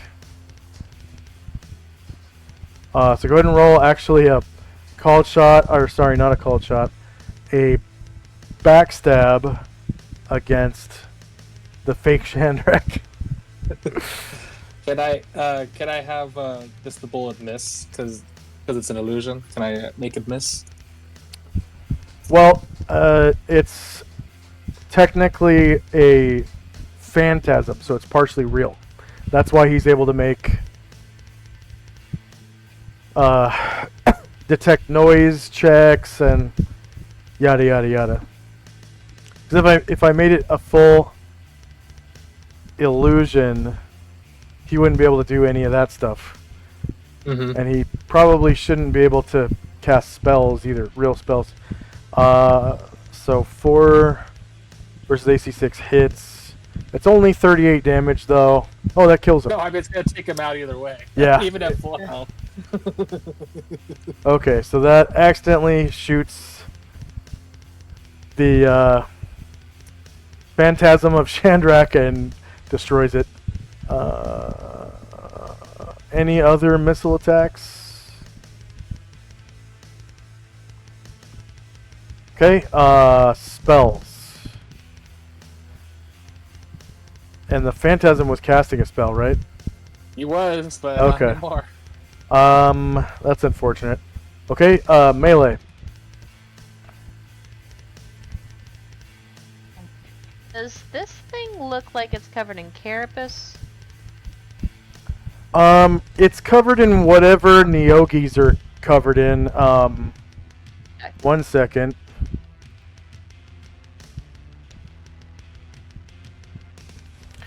It's actually slightly softer than Neogi. So maybe it's like its skin has been shed, so it's all blobless. Okay, but it reminds me of You know how spiders shed their skin? Yeah. So it's like Wait. pale and What? I didn't know that.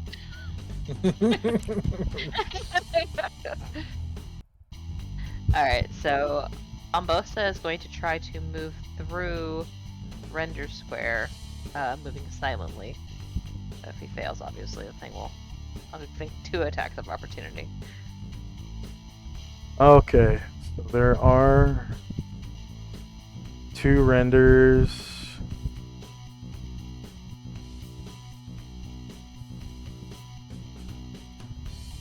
The bottom one gets a save versus spell. Oh The no, top, it's 'cause it's- stealth. Okay. You're just able to walk through. Okay, cool. Oh, Alright, he's I'm going supposed to roll. What's it Silently. called? Move silently, yeah. Checks. Skill. Move silently.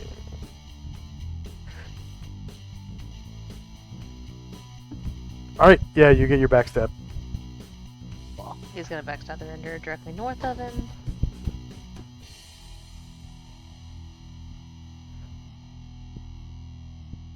With his darn den.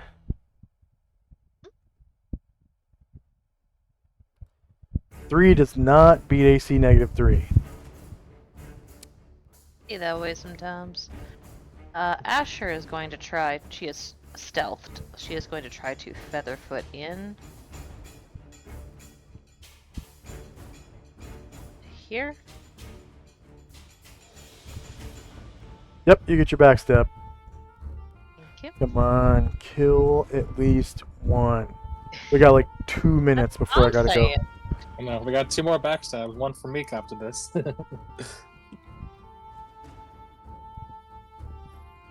-4 Good one. for 48 damage. Killing it in one. Oh, nope. Nope, that was the Umber Hulk has 48. Okay.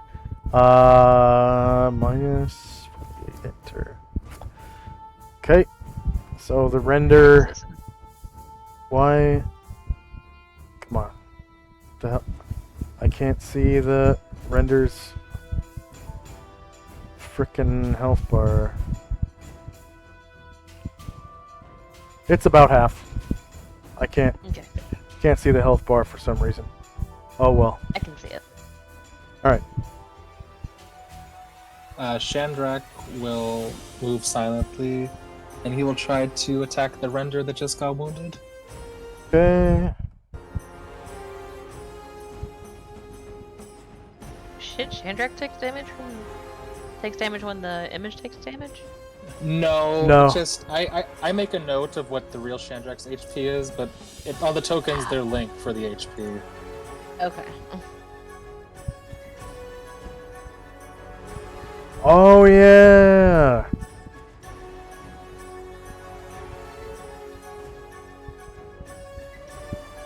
Alright, -5 hits, 23 damage. And it survives. And unfortunately, I got to go. You good? So you guys almost finished, but not quite. So, and I don't, even with another half an hour, I don't think you guys would have finished. That combat probably would have taken a while. Thanks for the game. Yeah, Okay. thank you for fun playing. Hopefully you guys enjoyed your first ever, I'm guessing, first ever encounter with Neogi. Yeah, that's my first encounter. Mine, yeah. Yeah. They're a pretty cool monster race because of their, there's actually 3 different forms of Neogi in 2nd edition. I didn't use the 3rd form. And then they can have 2 different like manservants, either Umber Hulks or Renders, and they also take slaves, which they like inject with poison so much that they take them over by brainwashing them or something. Like it does slow, their poison does, but it like slows their, I don't know, thought process so much that they can be brainwashed somehow, and then they kind of function like a charmed creature after that. It's supposed to be akin to Charm Monster, I think. Okay. A little taste of Spelljammer in the future. Yeah, so that's like a typical like leader, because the Deathspider is like the big ship for Neogi. The Mind Spider is the one that you usually encounter, and then for tough encounters it's the Deathspider. And usually there's a Great Old Master aboard a Deathspider. So that's just how they roll. And it's like their brood ship. So that's how they reproduce, is with Great Old Masters. So, all right. Did anyone gain a level or anything like that? Oh, Chandrak's like 20,000 away from 14 Thief. Nice. Very nice. Not to be Okay. nitpicky, but did we get XP for the render that I backstabbed? We did it first, right? We got XP for a render. Yeah, that. Oh, okay. Yeah. Okay. Oh, cool. yeah. That was That's the the one. That's the one that you got experience points for in the beginning. Like, you dropped it, but it didn't quite die. Oh, okay. So there's a secret way to killing those things that you guys haven't discovered yet. And I think that's it's only the second time. It's only the second time that you guys have encountered those. So, in the future, you'll probably figure out a way to kill them. Probably. Eventually. We didn't really kill him. Yeah. When you drop them, I give you the experience for it, but and I can't give you experience for it again if it comes back to life, because it Yeah. just I wouldn't. didn't know that was the case. Then you could just farm it, and you'd be like, oh, we killed it. Oh, we killed it again, and it's 19,000 every time. So you only get the 19,000 once. Yeah. Suddenly we're playing Minecraft. Totally No, I fair. didn't know it came back. That's fascinating. And I gave you the hit dice XP because I didn't want you to know that you didn't actually kill it. Yeah, I didn't know. Yeah. To this very moment, I didn't know. All right. I was like, oh, I guess it was around. Any questions, comments, or concerns? It was All a good right. one. Can't wait for next week. For our viewers, thank you very much for watching. Please like, share, and subscribe. If you're interested in charities, we have a link somewhere on the screen to St. Jude's Children's Research Hospital. It's in Texas, I believe, their main location. We've got $15 raised out of 100 so far. And as soon as we get to 100, I think I'm going to switch back to the Wounded Warrior program. We did pretty good with Wounded Warrior when it was up like a year ago. So I'm probably going to switch back to that one. And then if you'd like to support the channel, there's always bits, subscriptions on Twitch. We have down below, if you're watching this live on Twitch, we have a link to our Patreon and our PayPal. The PayPal is for one-time tips, donations, and the Patreon is for monthly pledges. And you can pledge any amount from $1 up that you want to, and if you pledge $1 or above, you get special access to a patrons only channel on our Discord that I kind of chill in when I'm doing world building streams. So if you want to come in and talk to me during a world building stream, that's how you do that. You just have to have the same email account for your Patreon and your Discord. I think that's how it works. Because every website needs your email or whatever when you create an account. So if your email is the same for like all this stuff, Twitch, Discord, PayPal, Patreon, all that stuff, it just kind of jams better. And it brings up issues if you don't. So that's, bear in mind, that's kind of a bottleneck. And hope you enjoyed the stream, and next time I stream will probably be either sometime tonight or maybe Friday night. Definitely going to be playing Friday night though, in a first edition game, and then I might do a world building stream afterwards, possibly, and then probably going to do a world building stream next Saturday, and then next time we play Solynod Hex will more than likely be next Sunday, because Tenzi should be back. Are you two going to be able to show up next Sunday? I'll be good. Okay, so I'm going to set the schedule for the next game for Sunday, 1 week from now. And again, hope you all enjoyed. And if you'd like to gain extra channel points, extra GP, stay in with the raid. We're going to raid into Skagith. He's my brother from another mother. We kind of look the same, pretty much, so I call him my brother from another mother. Looks like he's playing DayZ, so if you're interested in that, we're going to raid into him right now. And